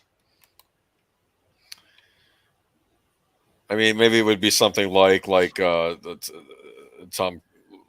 Tom Cruise couldn't let it go and move on, or I don't know. I mean, it's not like, well, I guess she could have said, I never forgave him for losing him. I mean, yeah, that's a logical reason. That makes sense. Him for losing his son. But every time I looked at him, I saw my son. Like, because he looks like him or something? I guess. It's just, that's actually kind of weird, though. Yeah, you're right. I don't know. I love this to the fridge and this to the bathroom. The bathroom. I like the TV projected on the back. Why do you think he's helping him? Just out of curiosity. Well, probably paid him well. It's a job. It's a job. He said that he probably does it for all of his clients. Maybe he can get. I don't know if they have. I don't know if this is like a room that's for all of his clients to heal. While their eyes are getting into their heads or whatever. I don't know. I don't know. Remember the eyeball suit from Temple of Doom? Yeah, I think Steven Spielberg loves eyeballs. We were bringing up a good exposition and bad exposition. The exposition scene in Temple of Doom. I get what they were. I get what they were trying to do, but that I keep thinking it's kind of horrendous because he's explaining about the Thuggee cult and all this, and meanwhile I'm seeing eyeballs and snakes flying around, and it's. I get what they were going for. They were trying to keep your attention on the exposition, but I think it just ended up being a distraction. Whereas with the plant room, I don't think it's nearly as. It's just an interesting background, and you're wondering what's in there, but it's not so distracting that you're not listening to what the doctor was saying. But so I have a little. I'm gonna. So we're getting to the flashback scene where Sean disappears. The pool where they are, I've been there and I know where it is. It's at UCLA. Huh. And it's their old pool, which they don't have. I think they still have it, but they don't like. This is where the UCLA swim team used to be. So when we see it, you won't see any UCLA badges or banners, obviously, because they'll it's retrofit. It's supposed to be a public pool. So yeah, so this pool, when it goes further back, I looked at it. I was like, this pool looks familiar, and it makes sense. I mean, it's in L.A. They're filming in L.A. and so I think at this time, I don't know what time of year it was. This is probably summer. They filmed it or whatever. And they probably just cleared out the pool, brought a whole bunch of extras in. Can you imagine being an extra? I would just love to be an extra in a Tom Cruise movie. Just walking past Tom Cruise, just like no big deal. Or swimming in a pool with Tom Cruise, no big deal. Getting paid $200 or whatever just to swim in the pool with Tom Cruise. Yeah, so this is the. I'm pretty sure. I'm 98% sure this is the UCLA pool. And as I said, I was a swimmer, and I went to the University of Texas, and we went to swim against UCLA at that pool. That's why I remembered it. And I don't think I know they had built a better pool, but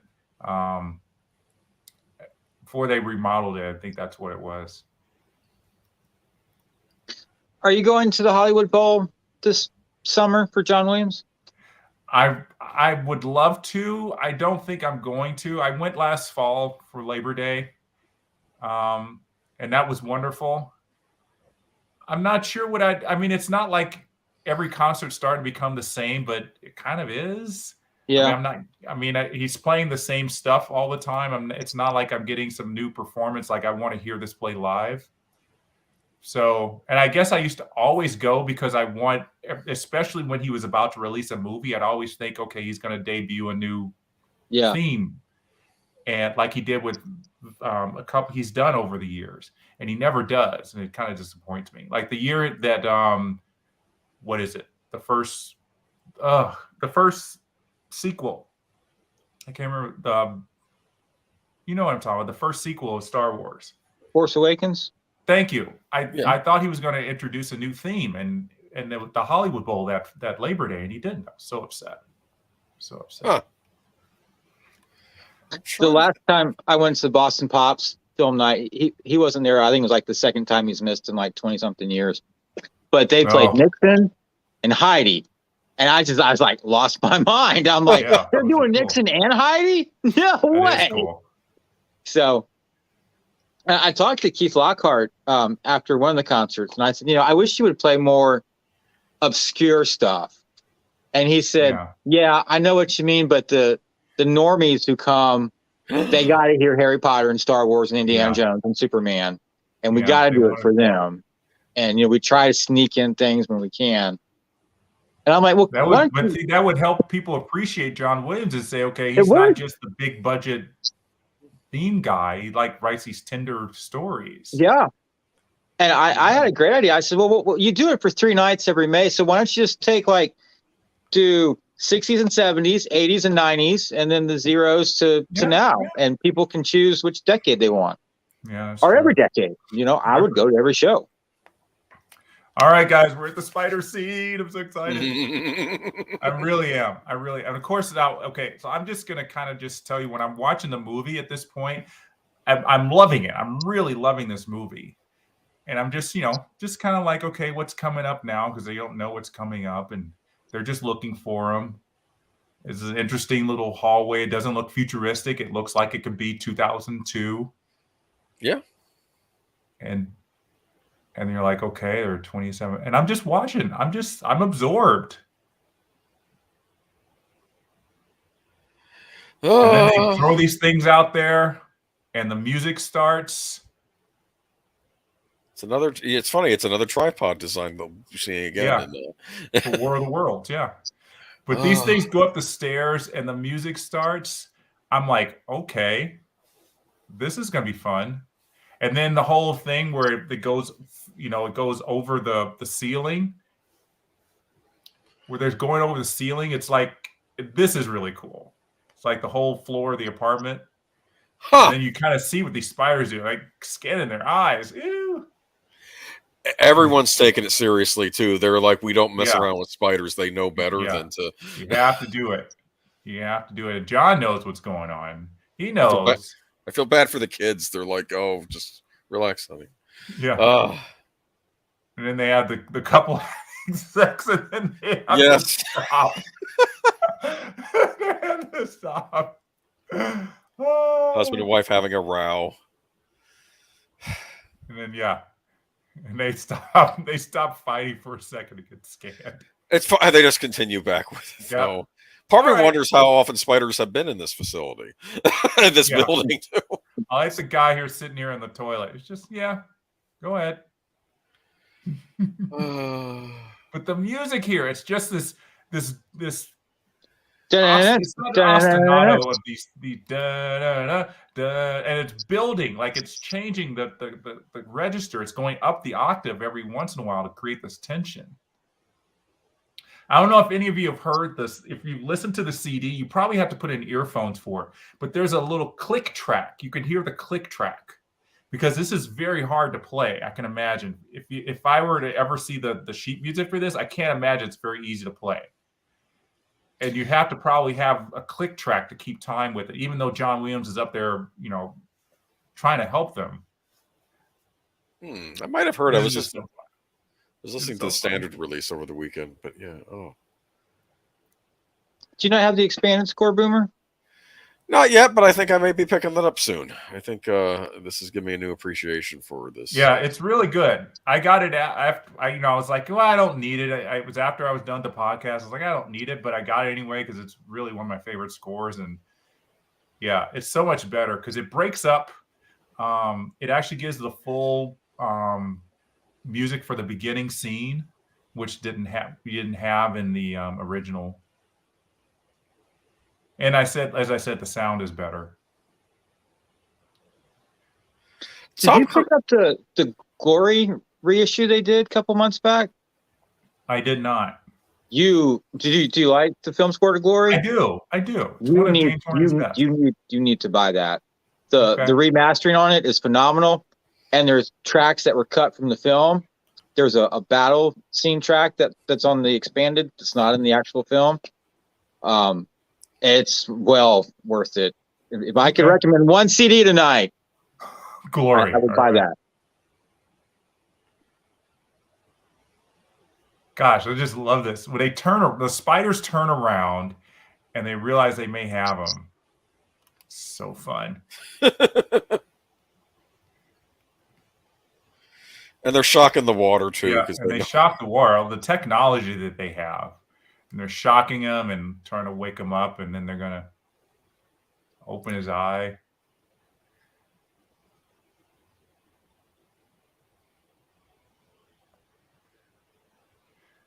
And I'm worried because I'm thinking, is this going to mess up his eyesight? Is this going to... Yeah, that's what you're thinking, is like he's not supposed to take the bandages off, and you get the shot of the clock reminding him he still has some time left before he can open his eye. Part of me wondered though, would one of his eyes have worse vision now because this happened? I didn't know. I was like, but I guess he's figuring better one eye than none, right? Yeah. So, but I don't hear anything to that effect, so I guess he was all right.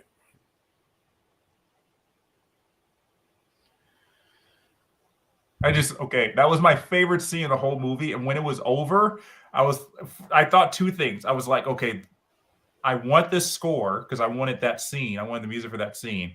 And I was thinking John Williams is going to get an Oscar nomination. And he did not. One of those two things happened. I did get the score, but John Williams did not get an Oscar nomination for that. And I was so upset because I thought it was one of his best stuff. But he had done so much that year. And I think they were like, we're not going to give him just everything just because he's John Williams. So he got nominated for Catch Me If You Can, which is a phenomenal score. But I kind of ranked this one a little bit higher, just because of all the different ways he has to work with his music. It's kind of cool. So I'm going to I know I'm talking a lot about John Williams' music, but that's kind of what I like about this film. So have any of you guys seen Death Becomes Her? The Bruce Willis, Meryl Streep movie? I have not. I don't know how I missed it. It's always been on my to-watch list, but it's a good movie. It's fun. It's camp. I mean, everybody knows they're not going to win Oscars with it, but it's not the visual effects people. So the main theme for that sounds just like the music that's going to be in this scene. So it's the da-da-da-da-da. If you watch Death Becomes Her in the opening credits, you'll hear this. Huh. It's very similar. But did Williams score Death Becomes Her? No, it was Alan Silvestri. Alan Silvestri. Okay, so So I was just like, when I watched this, I'm like, it took me a minute, and I was like, I've heard this before. I was like, did Williams write this music before? I was like, wait a minute, no, that's Death Becomes Her. I mean, I'm not going to say Williams ripped him off, but it has similarities. It's just, and it's comical. You know, Death Becomes Her is a comedy, and this is kind of a comical little build up to this scene, especially when he's taking his eyes out, and the eyes run. Oh, this is Spielberg being gross again. Yeah, it's fun, and then it rolls. I love the screens; they're just having fun, and then he grabs it, and that's gross. Dangling from whatever that would be that he's holding from his eyeball. It's gross, but hey, it's still PG-13. I like his putty face he has going on here. Yeah, I mean, it's like, who's gonna? I mean, so Wally has worked with him every day for, I don't know, years. Even that little disfiguration, I'd know that was him. Yeah. It's like, who are you, old man? Like, come on.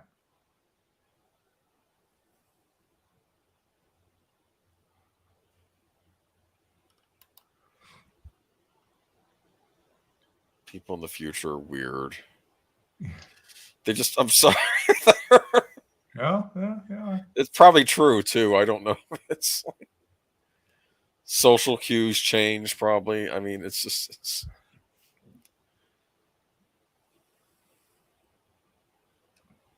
and just the strings on this. Dun, dun, dun, dun, dun, dun. It's kind of, he just drives this scene along.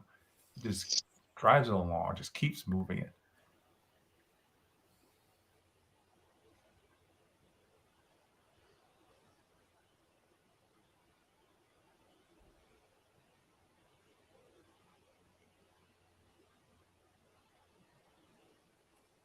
We have our wailing woman back. There was wailing women in the Lord of the Rings soundtracks, right? Yes, there were. Okay. Yeah. I'm not a fan of the whole of the use of them, but this is probably one of the times where it works because it's actually the voice of a character, right? Not just, let's just put a female voice in it. Well, what was the thing in the 70s having wailing kids' voices, right? You know, the kids, the Amityville horror themes. Oh yeah. Yeah. Danny Elfman picked up on it too.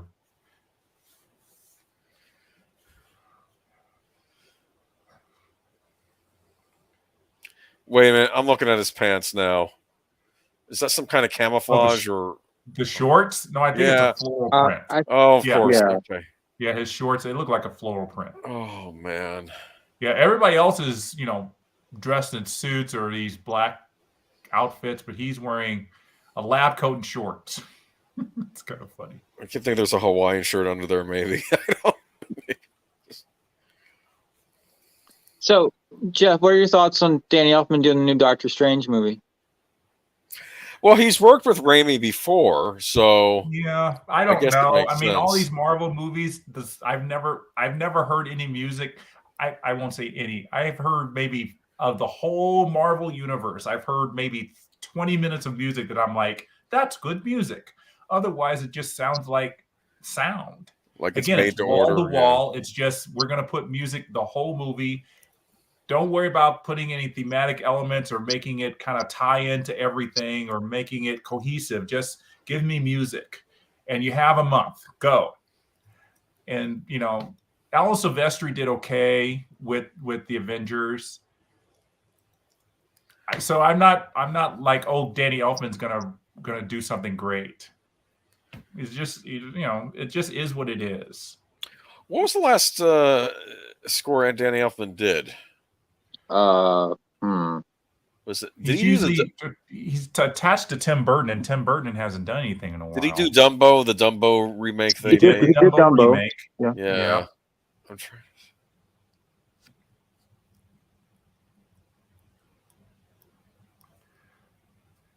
It's kind of, I mean, he's one of those guys who I actually I like that he was doing some stuff. because the stuff he did for Tim Burton was just beautiful in the 80s and 90s. Mm-hmm. I loved all of his work in the 80s and 90s. And then he, kind of fell in with the whole trend of just music is sound. And it hasn't really made anything that great since. I'm trying to think what did you think of Hans Zimmer's Dune? Oh God, don't get me started. Okay. Again, it's sound. It's just sound. I mean, I know what he was trying to do. He actually created instruments. He made instruments, and I like that he did that. And he's always been very avant-garde in that way. But again, it wasn't the sounds that those instruments made were just sounds. And I don't think it was music like you. It didn't sound like he was saying, we're going to play this music in A flat. He was like, let's just find out what sound this instrument makes and just do it. Yeah, so he's going to win the Academy Award. Fine. I hope not. Great for Hans Zimmer. I hope not. But one of these things where they give it to him for past work, or is this like he got cheated one year and they feel bad now? I don't know. I mean, he hasn't really. I mean, somebody was asking me on Twitter, is like, what's your favorite Danny Elfman score? And it was all his recent stuff. And I was like, I prefer pre-2000 Zimmer. I really do. Actually, if you get Sherlock Holmes aside, he actually did some good stuff with Sherlock Holmes. But other than that, from like Driving Miss Daisy to The Lion King, all great stuff. So I went to Dune like so excited because I did too. I thought it was going to be, I remember watching the old movie with David Bowie and thought, yeah, it's pretty good. And everybody kept saying this was going to be better. And I'm like, okay, well, you can't get worse than that. I don't know if they really got much better. Part of the issue I have with Dune is that we basically got half a movie, so I have to see the other half before I can basically evaluate it. It's exactly because I love the director Villeneuve. I mean, I know people were mixed on Blade Runner sequel, but I loved it. Personally, I loved it. Oh, Blade Runner 2049. 2049. Really good. Yeah. I really like that. Yeah. But if you're going to make a movie in two parts, you have to make sure that you bring people back. And I'm not sure I even want to see Dune Part 2. Is it because of the end point? I noticed that Jackson's Hobbit prequels, they ended in weird spots that didn't make any sense. And you're supposed to come see Part 3. And I'm not. It's like when they broke up the last Harry Potter movie. I mean, they stopped it at the right point. They actually did. I mean, what's his name? Yeah. Voldemort got the Horcrux, and he's, you think, okay, he's winning. He's going to get this now. Yeah. And you come back to see, okay, now the battle's going to begin.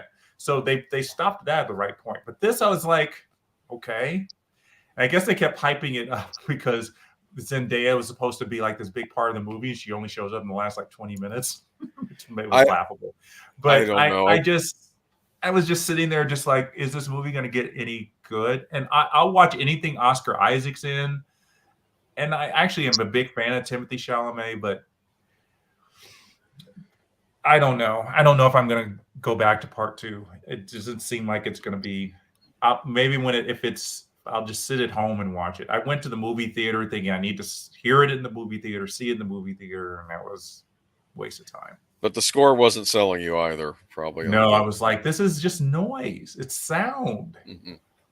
It's sound. And afterward, I read that he created instruments and he that had never been created before to create the sounds that he wanted. And that was the cue, is like to create the sounds he wanted, not to create the musical notes that he wanted. It's like the sounds. And didn't.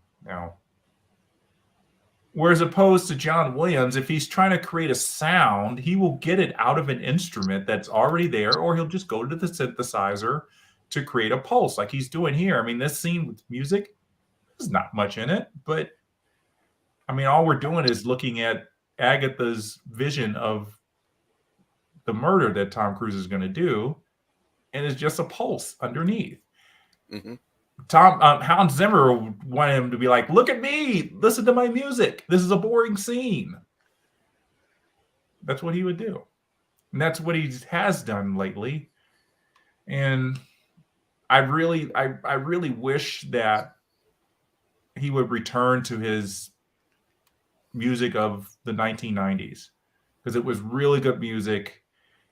You know, he was trying to advance the art of film scores, and I really appreciate that, but it wasn't film score, it was film sound, which is what, you know, all composers have to deal with. You know, these big blockbuster movies that are, you know, they're fighting with the sound editors. John Williams had dealt with that in Return of the Jedi. It was like fighting with what's his face? I can't remember his name now.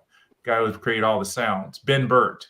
Like, they were fighting over, you know, Ben Burt wanted to have a lot of sounds for all the sound creations he had made, and John Williams wanted his music. And now they're, you know, now John Williams is like, that's why Star Wars was like, nobody's going to hear my music over the sound. So he's like, I'll just play a chord progression for 5 minutes. Huh. Do you think that Zimmer might get a bigger head now that he's got an Oscar nomination for? I mean, that's affirmation that he did the right thing, right? If Dune wins, and if he wins an Oscar, everybody's going to want to do this. Everybody's going to think that's the future of film scores, or that's the way film scores should go. Well, let's not ponder that tonight. I don't want to talk about Hans Zimmer anymore. It gives me a headache. Anyway, because it makes me think about Dune, and it makes me think about the fact that he really was a bad choice for it. Oh my goodness, I'm seeing What all about of these. Power of the Dog? I hear a lot of buzz about that. Oh, I love Power of the Dog. I've seen it twice. Loved it. I'm thinking that's going to get Best Original Score. It wasn't nominated. Oh, yes, it was. Sorry. It was. Okay. I thought it was. Yeah, Johnny Greenwood he's a very, you know, I've actually very much liked him. I like him very much.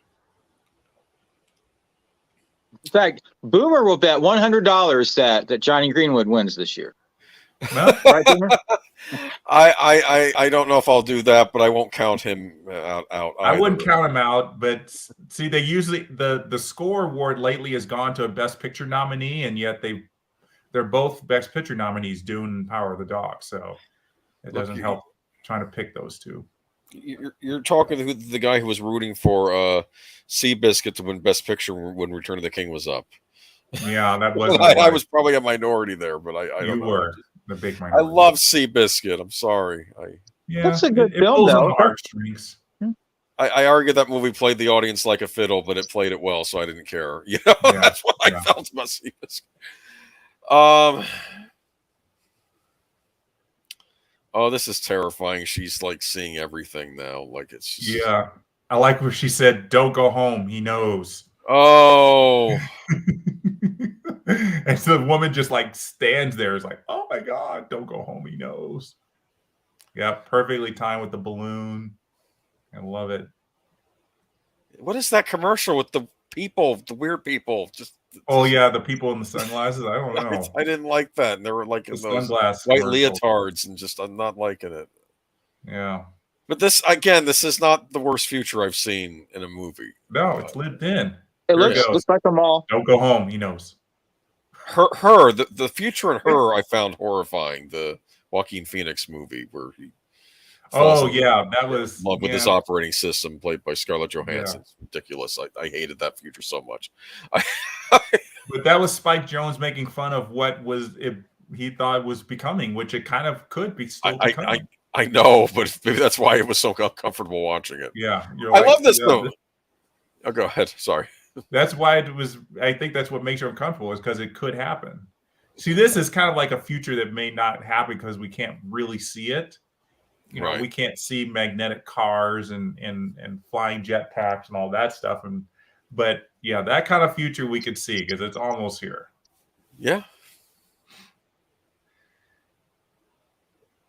So Birdman, you were saying the look of this, you found it too bright, but when they did the flashback by the pool, it looked normal, didn't it?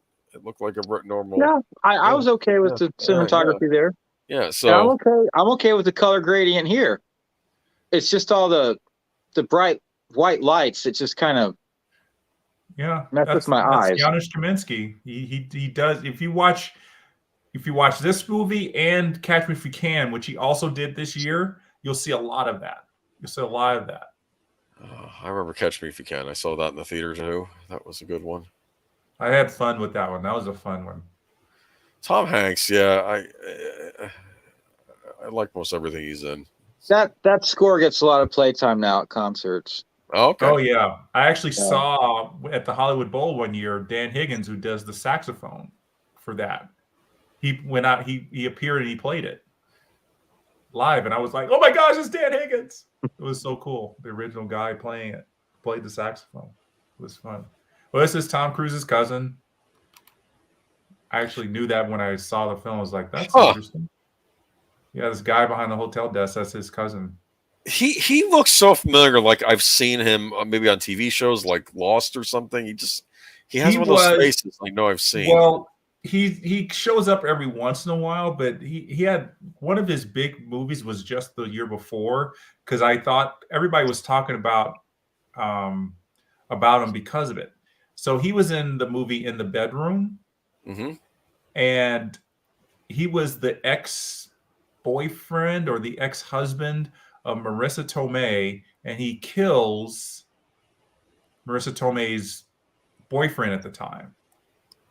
And so the father of this boy who was killed goes after him, and they have this long tense scene and in the movie, and like everybody's like, wow, this is Tom Cruise's cousin, and he's actually a better actor because everybody was like, he's a real find in this movie, and he'd been acting for years.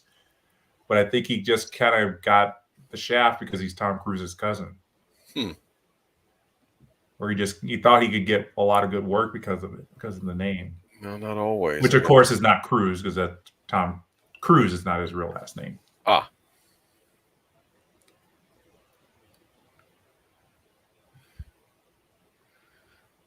Widescreen TVs in the future. Yeah. They got that right. You got that right. Okay. So this is I mean, I really like the whole setup to this scene of, this is the eventual, or, will he or won't he kill this guy? Because the whole thing is, can you control your own destiny? And that's what they've been telling him the whole movie is like, you could do this. You could just walk away.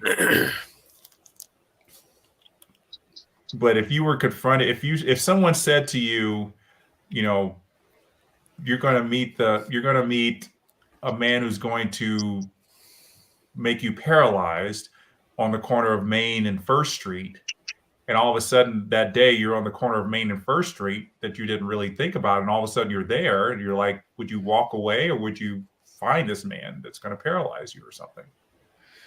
But maybe then it's one of these by walking away. Yeah. It's one of those things. It's that. What is it? It's that old folk story about death, about how I don't want to. Like about how he was supposed to. Death was going to meet him in the city, so he traveled far away, and then Death says, "How did you know I'd be in this city at this time of day?" It was like one of these things where like he couldn't outrun Death, no matter what he did. Yeah. Death was going to come for him. Probably didn't do that story too much justice, but here we have all the pictures. Yeah, it's so. And this, every time I watch this, I'm like, if I'm looking at this bed of pictures, how do I find that this is the one having my son? Because you glance over it, see, you don't even see eyes. You just see the top of his head, and you think, that's my son. You know what I think? I think, because of course, spoiler alert, this is a whole orchestrated thing that's happening here. Maybe the Max von Sydow character knew that he just needed to tug at Tom Cruise to get him to dig. See, if it was just his son lying right in front, maybe that would have triggered a suspicion. But at least that the picture's hiding, it's I don't know. I get that. Yeah. But when we see it, we just see the top of his head, and he picks it up and says, "Yes, that's my son." It's not like he was rifling through, and then all of a sudden the picture exposed itself. It was just like he picks up a photo that could have been anybody, and it happened to be his son. That was just one of those things. The first time I saw it, I didn't really think about it, but later I'm like, how did he know that was his son? Yeah, I don't know. Picture. I've since let it go. It's a movie. We're trying to make this simple as possible, but it just didn't make any sense to me. Dramatic effect by Spielberg, Yeah. probably. That's probably why. I don't know. And like the build up in the music here. This guy looks like a child killer, right? That's of Yeah. course he's playing a part. This is kind of creepy how Samantha Morton's like what she's doing on the bed.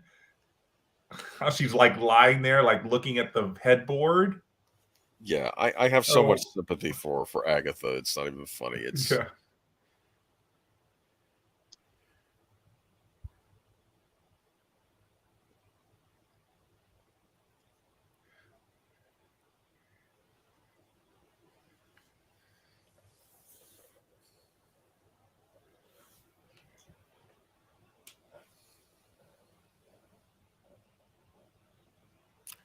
I guess that's the one F word they could use in the movie, right? Yeah. That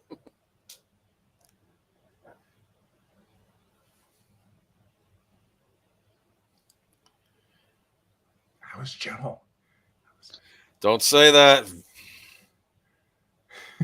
Don't say he didn't suffer either. That's not going to help the situation. So Boomer, what would you do in this situation? Look, I think that's the whole point. We're identifying with this character, and you know, you lose what's most precious to you, and you're confronted with the killer. You know, any one of us in this situation, would we have the higher ground, not to murder someone? You know. Yeah. It's like, the movie about all these things about the cop who plays by the rules until he's confronted with the man who killed his wife. Yeah, exactly. It's, I think that's like Lethal Weapon or something. Like he played by the rules until, his wife died. Yeah. And he's already, to be fair, he's already suffering. I mean, he's been suffering all through this movie before this whole thing started. He's been taking narcotics. He's been, stuck in the past. I mean, this man robbed him of his son's life. He robbed him of his life too. So he's. Mm-hmm.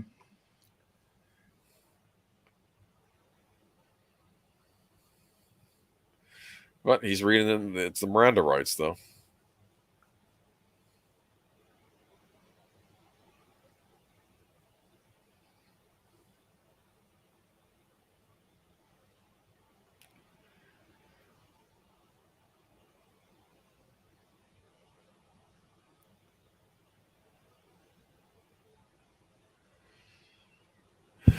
I love this. You're not going to kill me. Yeah.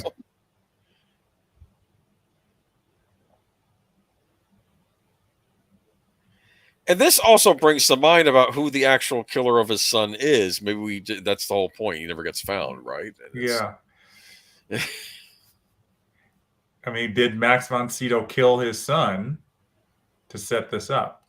But probably not. Doubtful. No, very doubtful. I think it actually happened. His son was kidnapped, killed, and the guy will never be found. But yeah, Max von Sydow has been playing on that emotion for years. And it makes sense why he'd be all about the pre-crime unit, because he wants to prevent something like that from ever happening again. Yeah. And it's.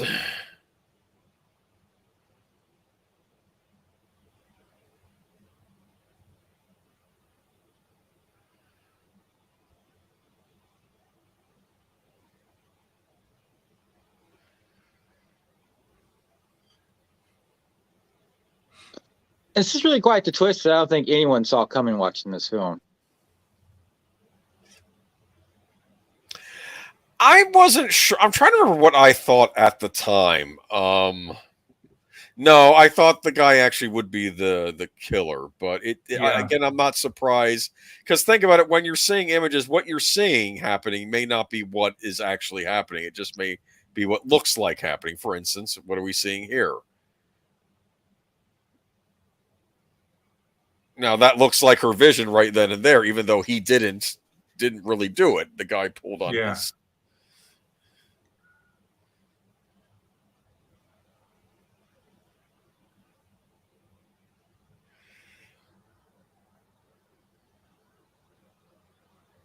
What do we think of the length of this movie? Did we think it was too long? What do you think? I thought it was just right. Okay. Steven Spielberg always puts in these really long epilogues in his movies, especially in the 2000s. And I thought this was a good epilogue length, like it was just like a minute or so. But, this kind of thing, it takes a while to develop into, because he has a whole day to figure out who's, to try to avoid this. So, we can't just make it like 5 minutes and all of a sudden he's there. Right. There are a lot of things that have to happen throughout this day.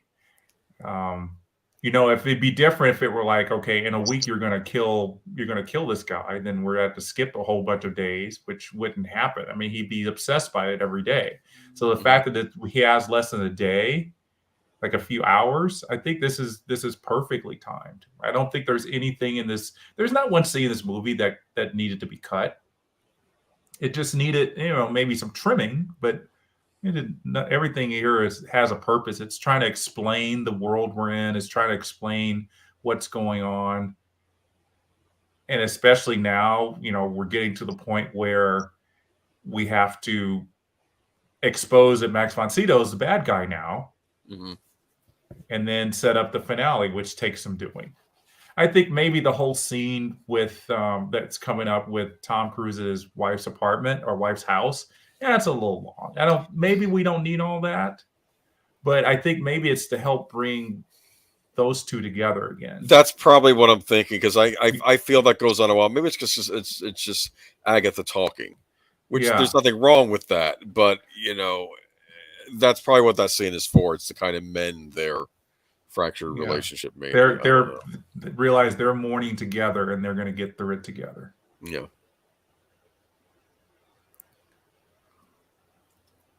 And he has to go somewhere to hide. So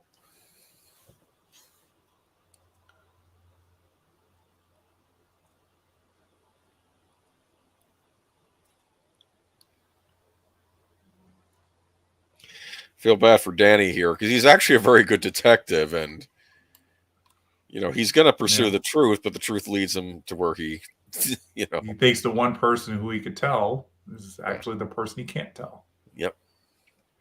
But I think he might even know. He might know it's him. I think there's a look coming up.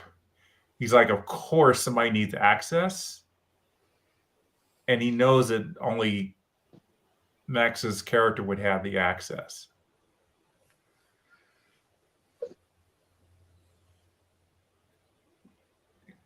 Yeah.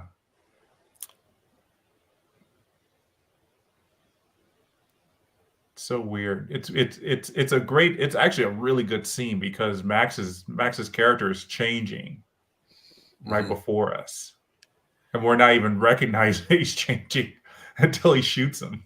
Yep. He's not trying to like weasel his way out of it. He's not trying to like talk him out of it. He's trying to understand, okay, this guy really knows, and if I let him live, he's gonna find out it was me all along that hired this guy to kill her. Now, remembering what else I saw, I kept thinking, why have I seen Max von Sydow in this kind of movie before? And not really like this, but the Judge Dredd movie with Stallone, I forgot he was in that. Yeah. Yeah, most people would forget. I know. That movie.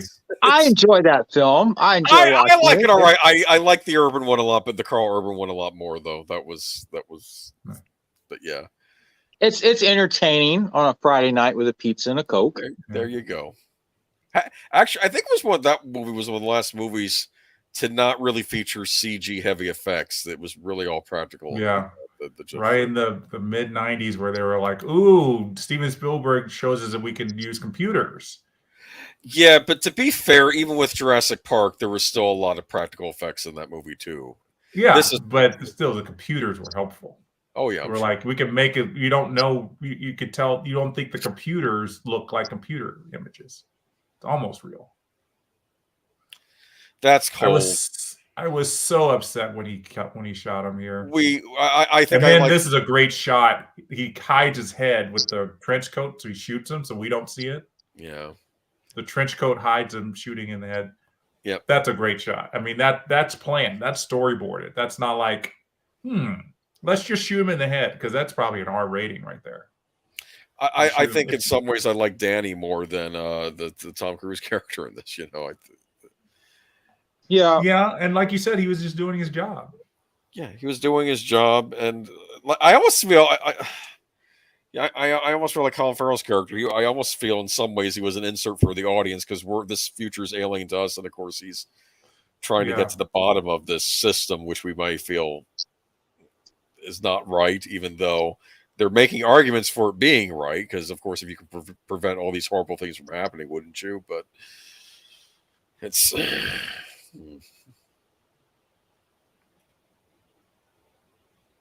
Gosh, I don't know if it's the Swedish in him, but he just makes it look so. He knows how to not look evil and just be evil. He doesn't grown up in Hollywood where we're trying to chew the scenery. Villains chew the scenery. He's just being evil. He's just, Yeah,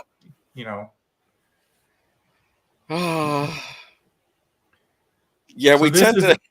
Go ahead. No, you go ahead. I was gonna say, yeah, we tend to have that in our Hollywood movies. We have our heavies that we cast for the villain roles and whatnot. Yeah. See, this is like that scene. This is probably what Birdman doesn't like. See this washed out stuff. Yeah. When they're outside, washing out their faces.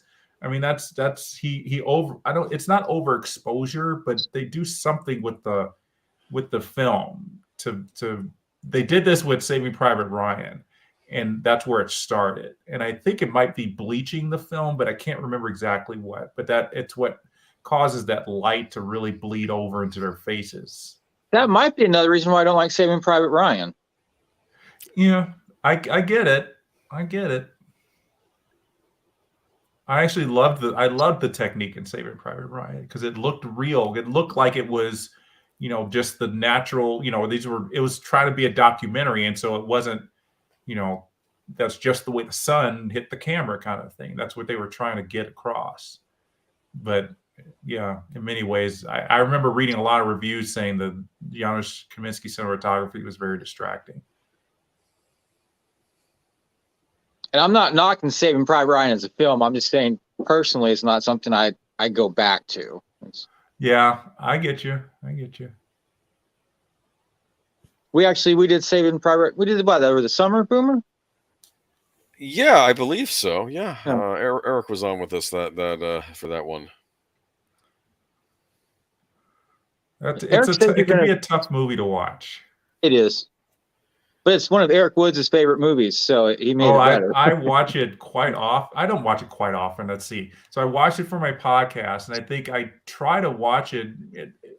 Usually like it's on TV during Memorial Day or Veterans Day or something like that. So if it's on, I'll be like, okay, where are they in the movie? And I'll watch it, and I end up watching the whole thing. I think I like it because, again, Spielberg knows how to cast people, and he cast all the right people. All the grunts in that movie are really good. And you could tell that they spent a month at boot camp, because they really got close to each other and they really fed off each other, and they had this great chemistry. It was wonderful. Yeah, I think the same guy that did the boot camp for them was the same guy that did the boot camp for Platoon for Oliver Stone. Yes, and Full Metal Jacket. Oh, right. Okay. So here we're learning about what the future of their son could have been. He's running the long relay, and his dad's in the crowd, and he's so proud. This almost sounds too perfect to me, and maybe that's why this is throwing me off. Yeah, I mean, no kid's going to grow up to be that great. Couldn't he have flunked out of grad school, or maybe he cheated on the woman he was engaged to that he really liked, or something? All right, Boomer. What? Don't be so pessimistic. I'm just saying. Yeah, does she actually see this is this a real future she's seeing? Or, a possible, or is she just trying to help them out? Help them by, getting over their grief. It's not helping. I don't think. I don't know, because she can't read their minds, right? Yeah. She can only see the future, so maybe she is seeing some possible future. I don't know. Maybe she is. I don't know. See, like, how smart is she? That's what I'm wondering. Agatha's the enigma in this movie, because at first I'm seeing them and I'm thinking there's some sort of weird, like, almost like in a vegetative state. And no, they're probably more alive. in tune than any of us. Yeah. And it's.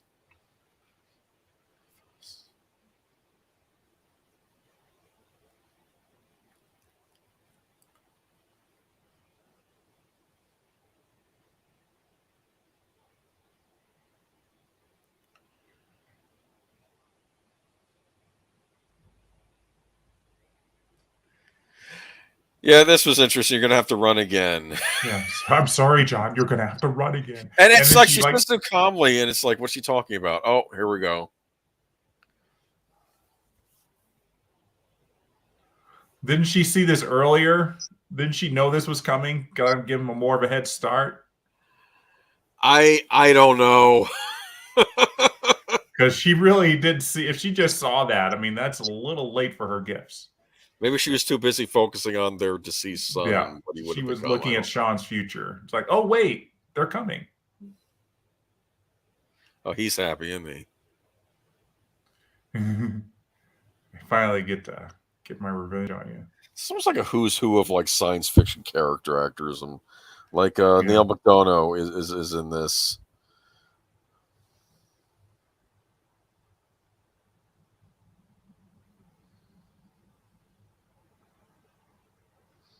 Patrick Kilpatrick, that's the guy's name. What a name. Patrick Kilpatrick, and his character's name is not. You know?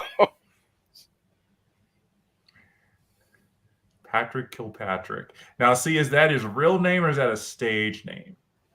That's what I would like. Okay, what parents would name their kid awesome after part of the last name? Totally awesome parents. It's like John Johnson. You know, it's like I knew a guy named John Johns. And he was an ass. It's lazy parenting. It's like, what are we going to name our kid? John? What do you think? There you go. It's like in the movies, every big time male action movie character is either named John or Jack. Or Steve. It's all one syllable words, so they could just yell them easily. Run, Jack! It's not run, Michael or Patrick. Yeah. Buckaroo Banzai, that was a great character name, right? That's. But yeah, you're right. It's always. All right, so this scene where Laura figures out that what's going on here is great acting. This is really good acting because there's no dialogue once Lamar is caught. He finds out he's caught, and Laura realizes it too. That realizes who he is. There's no dialogue after that. I just was just like, ooh, because I was like, what is he going to do to her? Because he can't kill her right then because there's secretaries in the other room. I remember that. And I'm like, if he wasn't interrupted, what would he have done to her? It's creepy. I don't know. He's really good at this. Max von Sydow is really good at this. Ends justify the means, I guess. That's what is all.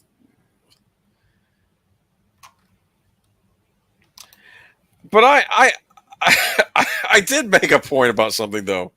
Is this just going to fix the murder rate in Washington, D.C. in the future? They can't have the precogs, like, expand their thing throughout the whole country, can they? Like, using a magnifier or something? I mean, I think that was what it was, I think they had some others hidden away that they could use. Oh, okay.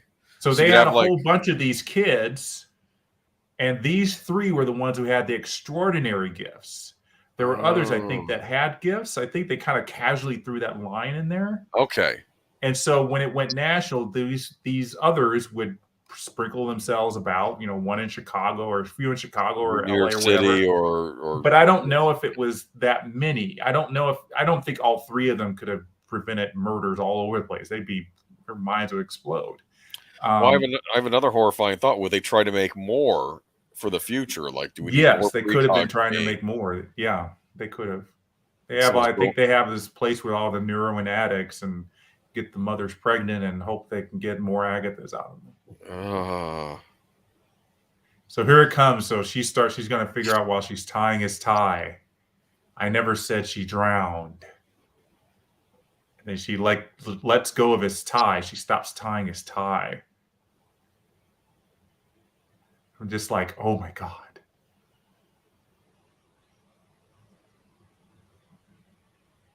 She lets go. Anne Lively. And I never said she drowned. And that's it. No more dialogue in this scene.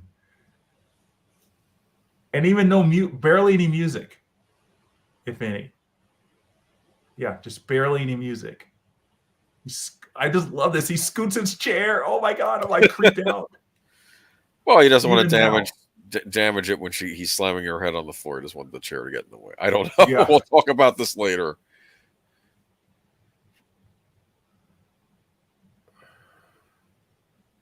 It's so creepy. I've watched this movie 20 times at least, and I always get creeped out by him moving that chair. Just like, what is he going to do? Well, he's like I said, how did he get his start? Was it Bergman movies, I think? Oh, yeah.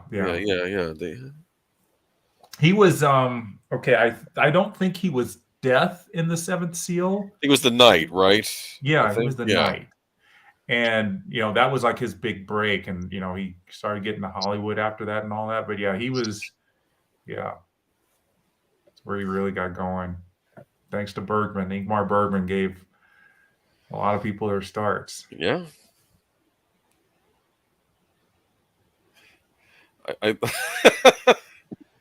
She hands in the eye, and I accept to say, I'm going to have those eggs you're cooking over there, too. So, yeah.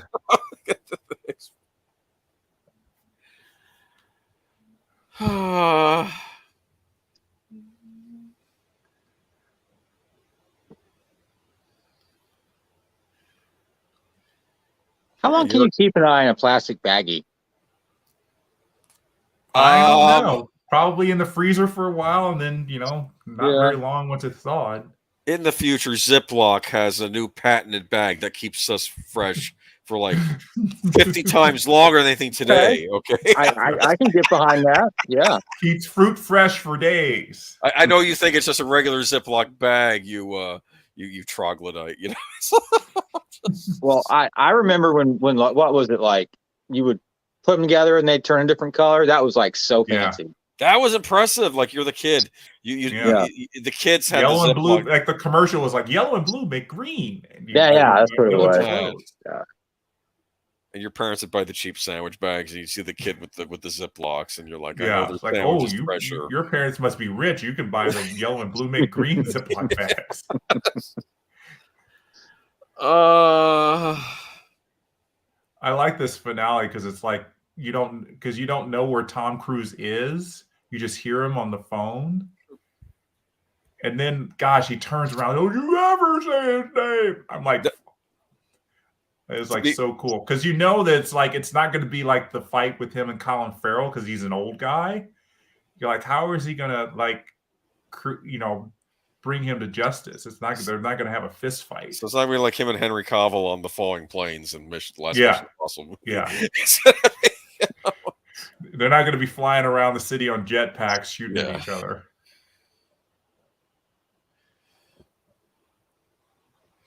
Be like the Rocketeer, like he damages his jetpack and it blows up. Max von Sydow blows up. If Alan Rickman was in this movie, Steven Spielberg's smarter than that. Right. So if you had Alan Rickman in the role, that's what would happen. Yeah.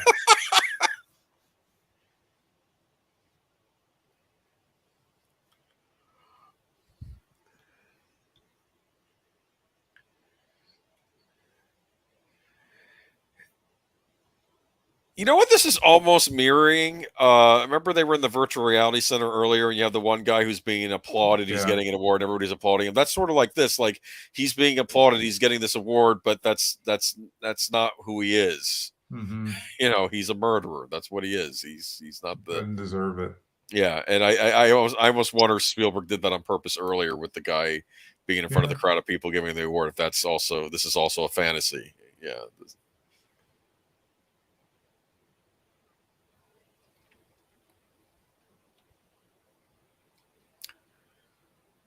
So all the women are wearing white dresses. Interesting. I didn't notice that. Is it after Labor Day? I've never noticed that. That's a very interesting little thing. They were wearing white dresses. Huh. Is that because of the lighting techniques that they're using? I don't know. It must something. That had to be intentional. That wasn't an accident. Right? No, because they could have been wearing different colors. That's very interesting. Black and white. It's a film noir, black and white. There you go. It's about as black and white as you're going to get in a 2002 film, unless you actually shoot in black and white. I wonder so if it's kind of highlighting that there's a guy there's black and white, the two sides fighting it out now. One thing I've know that they do lately is that they'll make like a black and white version of certain movies, like the Logan that came out, and also I think the last Mad Max just movie. Did that. They just did that with what's his face. Oh, they just did something in black and white. Oh, Nightmare Alley. Okay, interesting. So is there like a color version and a black and white? Yeah. I mean, the whole movie was about the set decoration. You want to see the color of it, right? I don't know. Trying to get people to go back to the movie, say, "Oh, I'll see it in black and white." Sure. Doesn't change the movie. It's just in black and white. Well, I know too. We've had we did the Frank Langella Dracula movie that came out in the late 70s, the John Williams score, and there were screaming over the fact that the director like desaturated the color, I think, or did something with it, and people had been screaming about it for years. And I think finally it got a Blu-ray release where it has the original color intact finally. But I think Shout Factory put it out. Shout Factory put it out, and I know French Connection people were screaming about the fact that the director did color correction on that as well, and people were. I just have the DVD of that, and I'm just holding on to my DVD because I'm like looking at the Blu-ray because they messed it up. Here he has his golden gun. Yeah.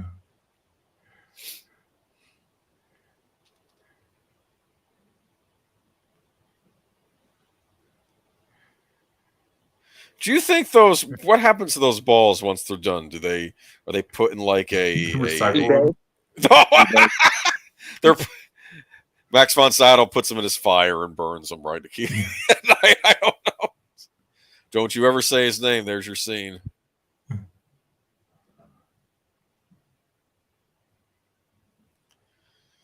He's a little angry.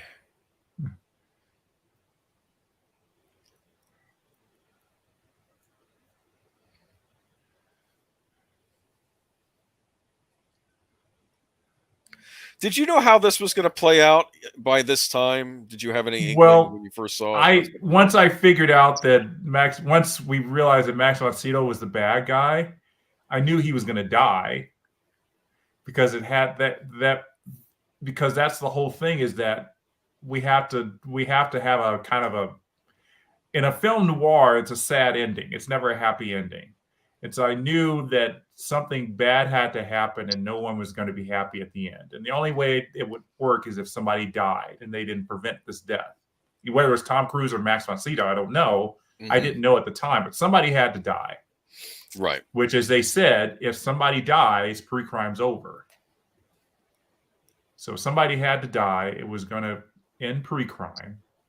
And that was going to be a sad ending for most people, although it's kind of a happy ending. I mean, Tom Cruise and his wife are together, but It's weird. In a noir movie, the Max von Sydow character could almost be seen as the main character because he's the one trying to get what he wants, and then it all falls apart on him. Yeah, I don't know. he's the protagonist, I guess. He's the one who sets it in motion. Yeah, by setting up the crime. And Tom Cruise is the antagonist. He's trying to prevent it. Yeah. Yeah. It is switched. It is interesting. I never thought of that. Yeah, I'm just thinking of it now myself. So this is.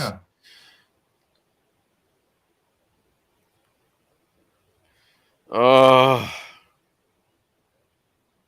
somebody has to die. If Tom Cruise dies, pre-crime's over.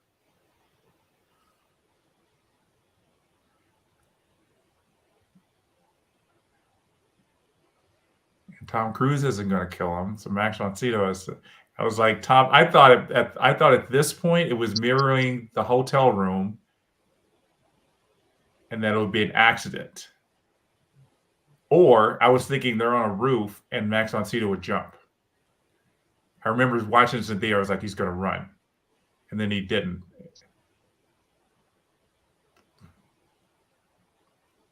So there are a lot of things I was thinking. I was like, because I didn't want either of them to die, really. Yeah, you don't. Yeah, actually, yeah. I'm trying to think. Does Tom Cruise die in any of his movies? I'll think. Besides Vanilla Sky, which is kind of dead. Well, he doesn't die because at the end of the movie, they give him the option of, we'll restore your health, but you'll end up in a future that you're not you're going to kind of be at the bottom again. But he says, I'll take the risk. So no, he doesn't die in that. I don't Top Gun 2. We can only hope because we don't want a Top Gun 3. I don't think he dies in any of his movies. I don't think he's ever died.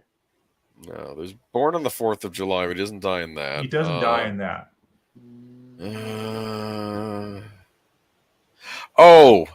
Does he die in Taps? Is he in Taps? He's in Taps. I don't remember. I've seen him. I don't know. I don't know if he dies in them. He just gets arrested at the end. Yeah, I'm trying to think now. Look, they're back together, expecting another little one. Yeah. They'll forget all about that other son. No, I'm kidding. God, Boomer. We'll start over. Hey. But see, this is beautiful. It's Sean's theme and the violins. There's hope. And it's organic with the orchestra. There's life to it. And then there's life here. Those two guys twins? Yeah, they're supposed to be twins.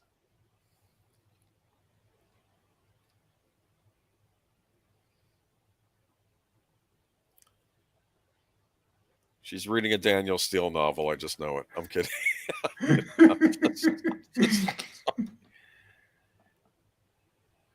Nice little. So is that going to be their whole life? Like they spent I don't know how long in this thing, and all they're going to do is just read on this secluded island? Well, I have a feeling there. I see a tractor there. Maybe they'll start farming, grow their own food. I think that's a 4x4. I don't think that's a tractor, Boomer. Well, I don't know what that. You know me. I think somewhere behind the camera, they've got to get off this island somewhere somehow. They can't be around people. They'll go. They'll go. They just leave us here. They'll order some. They'll have some drones send some DoorDash or something. Yeah. I don't know. I don't know. I thought maybe they would like raise their own crops or something. Just live off the fat. I don't know. Right?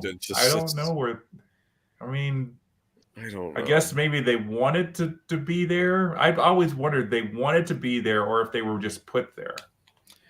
I think they were given a choice. You can stay on the island or go back in the tank. We'll go on the island. That's probably what they said. I guess it'd be hard. It would be hard for them to go into real life. I think, to be honest, this is what I think happened. I think after all this, the powers that be said, what's the humane thing to do with these precogs? Maybe we'll find a nice secluded stuff. Can they read each other's? They can't read each other's minds, can they? No. Well, they could see their future, so they could probably see what they're going to do next. Okay. Probably say, okay, in 10 minutes, you're going to go out and go for a jog on the island. I don't know. I have a question. If they're reading a book, like if they're reading a mystery, will they know the ending because they can see the future? They can the future and see them reading. Like, this is boring. I'm going to think 5 minutes ahead. What is the last chapter? I don't know. See, they're on an island. How do they get off the island? Maybe there's a nice herbal remedy that will make him not see the future anymore. I don't know. Well, I think it's because they kept being doped up. Remember, it was the whole thing. They got these injections that kind of helped them. That's what helped them, and the milk that they were in helped them. But yeah, maybe they don't have to now. Maybe they can. The whole thing is they don't have to worry about seeing the future. I mean, I know they're happier now, but yeah, I mean, well, I can't imagine a worse existence or what's. I mean, just being stuck in that warm water all the time with the weirdo talking to you about his mother and stuff. I'm like, no, I'll stay in the cottage and read some books. That sounds good to me. It's like maybe they'll get visits. You never know, right? I hope he comes to visit them. I mean, if he doesn't come and visit them, I mean, that's just wrong. I mean, he saved their life.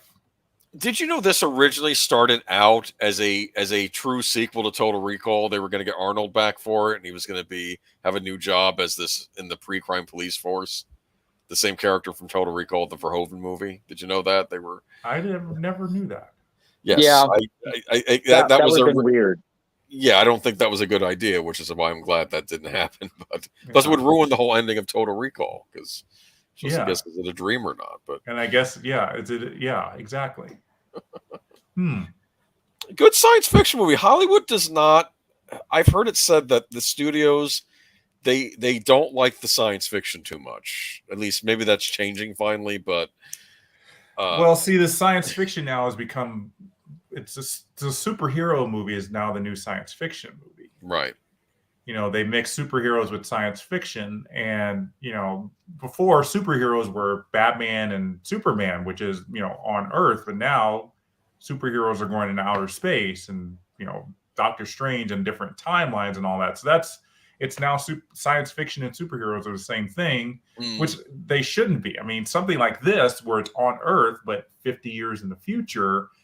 We can make the reality that still is rooted in something we can identify with. Mm-hmm. But I mean, I don't think we're ever gonna get back to that because I mean, the Marvel universe has shown that people love this kind of stuff with the superheroes and science fiction and going to other planets and people who are maybe not of this realm. That's a new science fiction is looking into other parallel universes and people with superhuman powers. Yeah, that's sort of how I always saw the MCU. It was a parallel universe thing because it's just I don't know. Yeah, because I'm trying to think. Are there any big science fiction movies on the horizon other than Dune? I guess there's. I saw the Foundation series on Apple TV. That was pretty good, but. Can't think of anything else recently. Well, there's if you need to see the movie Swan Song. It's very science fiction about if you're about to die, do you get yourself cloned and the science behind getting cloned and is that person really you? Can that person really be you when you're gone? Can you have your memories transferred into the clone? Yeah, he is you, but he isn't you. He hasn't lived those memories. He has them, but he's never lived them. That's weird. And so it's kind of weird. You're thinking about, this person, because it's supposed to be the whole thing of the family doesn't know that he's dying. So when he goes off to go, he's got this terminal illness, and when he's supposed to go off and die, this guy is just supposed to just seamlessly replace him. But is he really him? I mean, if they talk about, remember 10 years ago when we went to the amusement park, he's like, yes, I remember that. And he's trying to feel it and remember it, but he wasn't there. So he doesn't have the emotion around it. He just remembers it. So that person's not really you. So it just kind of made me think of, would you want this to happen? Would you want to be cloned so that the people you leave behind still have you? But is that person really you? It's a very good movie. I mean, like Minority Report, it really makes you think. I'll look for it. Thank you. Yeah, it's on Apple TV. Okay, good. I'll look for that. Yeah, it's really. I mean, Mahershala Ali, who has just hit home run after home run. Yes, definitely. Just very good in it. So, okay, I'll look for it. Yeah. I'm enjoying this. This is what I love about John Williams film scores is you get this nice little concert performance, as it were. Like a concert suite. Yep, you just get to sit and listen to music while everybody else has left the theater. This is I'm always the last one to leave the theater when there's a John Williams score. There's nobody else there. I'm just like sitting there enjoying it. I'm just like, oh, there's beautiful music.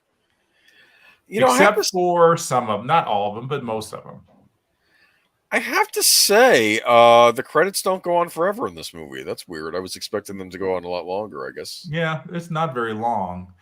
Guess this is not a lot of CG. I think it's CG. That's what has all these credits so long in movies now. That's mostly what it is. Yeah, and they got to thank everybody. Sure. Lexus and Toyota. Yeah, all those product placement. There's a lot of product placement in this movie. They had to thank all of them. Dolby and DTS, digital theater sound. DTS. They even do DTS anymore? I don't know, but I remember I loved it when I finally got a surround system and it could decode the DTS, and I was like, yeah. I remember feeling upset because I bought Saving Private Ryan when it came out on DVD, and then like a few months later they had Saving Private Ryan, but now with a DTS track, and I'm like, oh, I probably should have waited. Yeah. So, I guess. And then you put it in, and you're just like, you're expecting this to be like some big. It's like in the movie theater in a way it was, but it wasn't like it was like extremely different. It was just a little bit different, but it was still different. That kind of just deeper sound. It's slightly improved over Dolby. I mean, I'm by no means an audiophile, but I did notice it seemed different to me. I remember Road to Perdition. When Road to Perdition got a DVD release, it had. You could either get the version that came with a little making of feature, or you get or another version that had the DTS track. I went with the DTS track, which probably was the smarter decision. Yeah, but it's. Do you like the score to Road to Perdition, Daniel? Or yes. Jeff? Yes. Yeah, well, I'm going to tell you this. So I wrote a when I was living in New Mexico at the time. I was writing for a newspaper, and I got to see Road to Perdition a week early because I was working for the newspaper and I was going to write a review. And I wrote a review of it saying, I gave it an A+. I said it is probably one of the most perfect movies ever made, that there wasn't anything wrong with the movie. I loved everything in the movie. And I think I was just so in love with the way the movie looked. Mm-hmm. Tom Hanks in the movie, Paul Newman in the movie. And I absolutely loved the score. Absolutely love it. Thomas Newman, this was like the height of Thomas Newman. And I really loved the music. It fit every scene perfectly. It was kind of that quirky Thomas Newman that I love. Right. But it wasn't too quirky like American Beauty quirky. It was just a little bit offbeat. And I just loved every minute of it. It was one of those scores I was like, as soon as the movie was over, I wanted to go get it. And I still listen to this day. I think I said like every note of this score is perfect. No, maybe I was over exaggerating, but it's pretty close. What I don't understand with Road to Perdition, the opening title track's got the alien pipes in it, but then they're dropped for the rest of the movie. Yeah, I don't get it either. Well, I mean, this is about an Irish American people. Mm-hmm. And I thought that's what that was setting up. And they kind of, I think they come back a little bit later. Yeah, they come back a little bit later. The scene where they're going to the wake for the guy, there are helium pipes there. But then after that, I think it's gone. Yeah. I think they're trying not to make it too Irish. Because that wasn't the whole point. Okay. Gosh, this was a lot of fun, guys. I'm really glad you invited me. It was fun talking. You are welcome back anytime you like. Yeah, and let us know if there's like a particular movie or score you'd like to cover sometime. Let us know. We can always do that movie, or just let us know. Yeah, that would be great. I told Birdman I couldn't do ET because I would not want to be on camera the last 15 minutes because I'd have to I'd be bawling my eyes out. Because it's really the most perfect 15 minutes of movie ever made. Mm. And I every time I watch it, I try to make sure I'm home by myself because I cannot watch it with anybody because I cannot control it. I'm just crying because of the perfection and the beauty of the music and the way it works with the film. And even the last like minute and a half after he says, "I'll be right here," I'm just like, okay, that's it. It's over for me. I'm just waterworks. It's really one of those movies. I cannot watch that movie without knowing that I'm going to be emotional about it. I cried during Close Encounters. I'll admit that. Close Encounters. I cried for. I didn't cry. I got emotional because I thought Roy was getting to live this dream that he'd always had. But at the same time, I'm like, okay, he didn't even say goodbye to his family. He left his family behind. I think I saw it when I was a kid, so I wasn't even thinking about that. I'm thinking, wow, aliens, and But yeah, you're right. People have brought that up since then. It's kind of abandoned his family, didn't he? Yeah. He didn't say anything like "tell my family I love them." He didn't even say that. It was just like, "All right, I'm going. Okay, see ya." You know what? Probably if the kids had been more open to seeing Pinocchio, there would have been a different story, right? Okay. Well, speaking about crying, I want to hear about The Empire Strikes Back with the live symphony that you saw. Like, was it last weekend? So The Empire Strikes Back, the Tucson Symphony played it, and they had it over 2 nights. And I really should have watched. I should have seen both nights because I went on the second day of it, and they did so well. I mean, every moment in the music, I was like, okay, they better hit these sync points right, and they hit them all. And the every section played it so well. And the only problem I really had was I think it was the sound of the movie, like the dialogue and the sound effects were a little too loud. And so, like, let's say in the big battle scene on Hoth, it was the sound effects were a little loud. So the orchestra, their sound was a little hard to hear sometimes. And that's why we were there. I mean, we were there to hear the music. And so they could have turned down the volume of the sound effects of the dialogue. But I loved it so much. And I was, there were 3 moments in the movie where I really wanted to see the orchestra play. It was the asteroid field, the introduction, the introduction to Darth Vader, and the clash of lightsabers where they're in Cloud City and they're fighting and Darth Vader's hurling the stuff at them. Those are my 3 favorite moments in the movie, and they were wonderful. They're all wonderful. Hit them like I said. There are a lot of sync points. They hit them all wonderfully. It was great to watch the different sections of the orchestra play and to see the trumpets playing and really working, the violins really sawing away. Like I said, I wanted to see it again. I wanted them to do it again because I just loved it so much. And I don't think anybody's going to be doing it after this year. I think everybody cycles through it that wants to do it, and then they never come back to it. Because I know that people who did it in 2019 did it, and they did Return of the Jedi, and they're done. And ours was put off from 2020, and then we were going to do it at the end of 2021. We moved it to 2022, and I think they're going to do Return of the Jedi either later this year or next year. And I think that's going to be great. I'm interested to see how they do the vocal component of it with the Emperor's theme. And I know they'll probably bring in a chorus, but I think that's going to be interesting. It's so much fun to have these things. I love the whole idea of having an orchestra play a score, because again, it brings out a lot of the moments I think a lot of fans of the movie don't know is, wow, this music's really good when you kind of have to pay attention to it. And I didn't really know how much the clarinet played in The Empire Strikes Back. I mean, obviously with a lot of Yoda's theme, but there's a lot of clarinet in it. I mean, the clarinet guy I was watching and was like, that sounds like a clarinet. Oh, he's playing. Yeah, I mean, you think of his big brass and all that, but there's a lot of clarinet. Yeah, I think Eric had mentioned he did he had seen the Back to the Future done live like that. Yeah, that would be fun. And Raiders of the Lost Ark, bastard. But that would be one. That'd be one I'd want to see. I think I'd like that. I can't think of any that would be terrible. Well, I don't think any of the Star Wars prequels, because I think those are, again, just wall to wall is just music. It's just sound. And some of it's like not very interesting. But, the original trilogy is great of Star Wars. I would love Superman would be fun. Jaws would be thrilling. London Symphony's doing Superman in June. Let's all go. All right. Oh my gosh. London. I'm planning to go to London in May. Maybe I should go in June. You should. I would love Jaws to be performed live. That would be fun.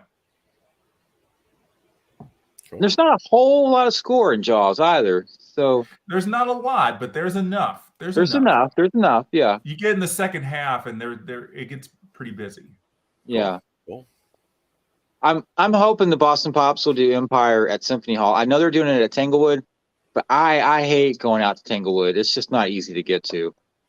And it's outdoors. I don't know how much the outdoor setting would affect the sound of that.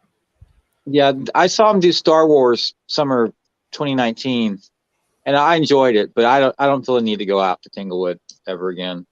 Yeah. Unless I have to. I guess if it's within reach, I would go somewhere else if I knew somebody was playing Empire within like a 2-state radius around me. But other than, I just want to see it again. I want somebody to do it again. It's so much fun. And what was great is, I guess this conductor that they brought in for it, I guess he travels around doing it. Like he knows how to. He's not a film composer or a conductor by say. He's like a professor. But I guess they trained him on how to get this right and how to work the orchestra to get it right, because he wasn't the regular symphony conductor. And again, they did some rehearsal, but I mean, he was great on conducting them. He was timing it all right. He had the screen with the bars going across, so he knew what the measures were. It was, I mean, they did not mess up once. And I was fully expecting them to, not because they're the Tucson Symphony and they're not London Symphony or whatever. It was just so much fun. And again, I'm just so glad they do these things, because I think it brought a lot of people to the symphony that don't normally go. It was almost sold out. Yeah. And I looked around and I was like, I bet you these people don't go to symphony performances all the time. And so it brought people to a different kind of symphony performance, and hopefully they're going to be like, yeah, we'll go to Tucson Symphony next season and we'll see what they have. I hope.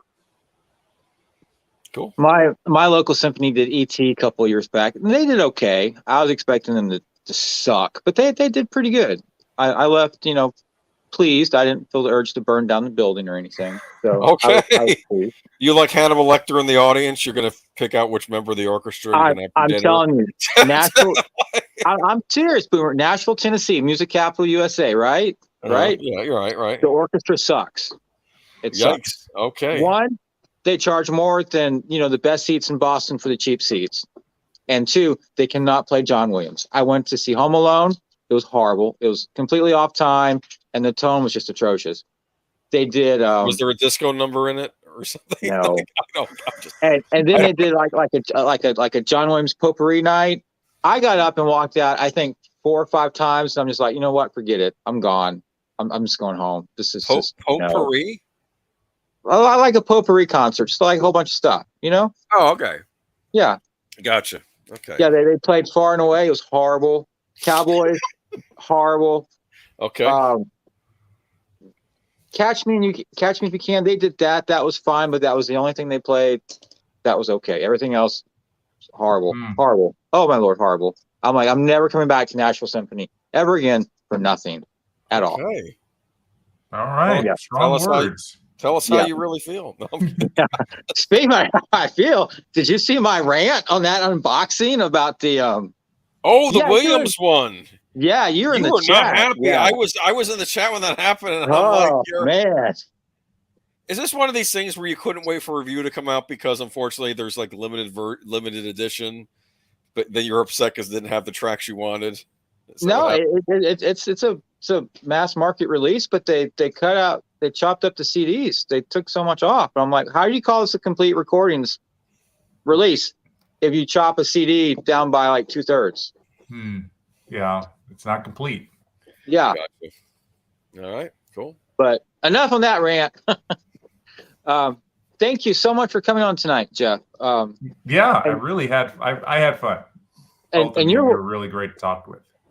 Anytime you want to come back, you let me know. We're doing Dirty Harry next week. I don't have anything planned past that yet, but I'll keep in touch with you. Eric said y'all are doing a show coming up here pretty soon. Yeah, we're working on a show about unappreciated John Williams tracks. So we're getting together to talk about some music that most people wouldn't know about John Williams, and I know a lot about it. I've heard every note he's written for film. So yeah, a lot of stuff I kind of earmarked and said this is stuff that people need to know about, and we're gonna have fun talking about it. Cool. Yeah, should be coming up in a couple weeks or so. I look forward to hearing that one. Boomer, you got anything before we sign off? No, just looking forward to next week, 50th anniversary. Okay. And I don't know, have you heard the Dirty Harry score? You may think it's a bit odd. There's one track called Harry's I've never seen a Dirty Harry movie, so I don't. Okay, so we'll see if you like it or not. But it's we're gonna get some 70s grittiness going on. We're gonna have to do Taxi Driver someday too. The last Bernard Herrmann score. I think it's gonna have to happen. Yeah, that might be interesting. In fact, we haven't done too much Bernard Herrmann. If you're a Bernard Herrmann fan, we've done Psycho, but there's still plenty of those. We have to get to North by Northwest at some point. That's what I want to do. Yeah, so, that's a classic. Yeah. I really like that movie. Hitchcock is just, boy, I need to go back and look at some of his stuff because he is such a master. I mean, he's a master. They call him a master for a reason. I mean, a lot of his stuff is. You think? I mean, it's kind of creepy that he cast all these bleach blonde women in all of his movies. Yes. He certainly had a type, but he made some great stuff. Yeah. So that'll be interesting. We'll keep that in mind. Yeah. But trying to think. I don't know. You have to figure out what you want. You should probably pick the movie for the following week, Birdman, unless you have a guest that wants to come on and do something. So I'll figure something out between now and then.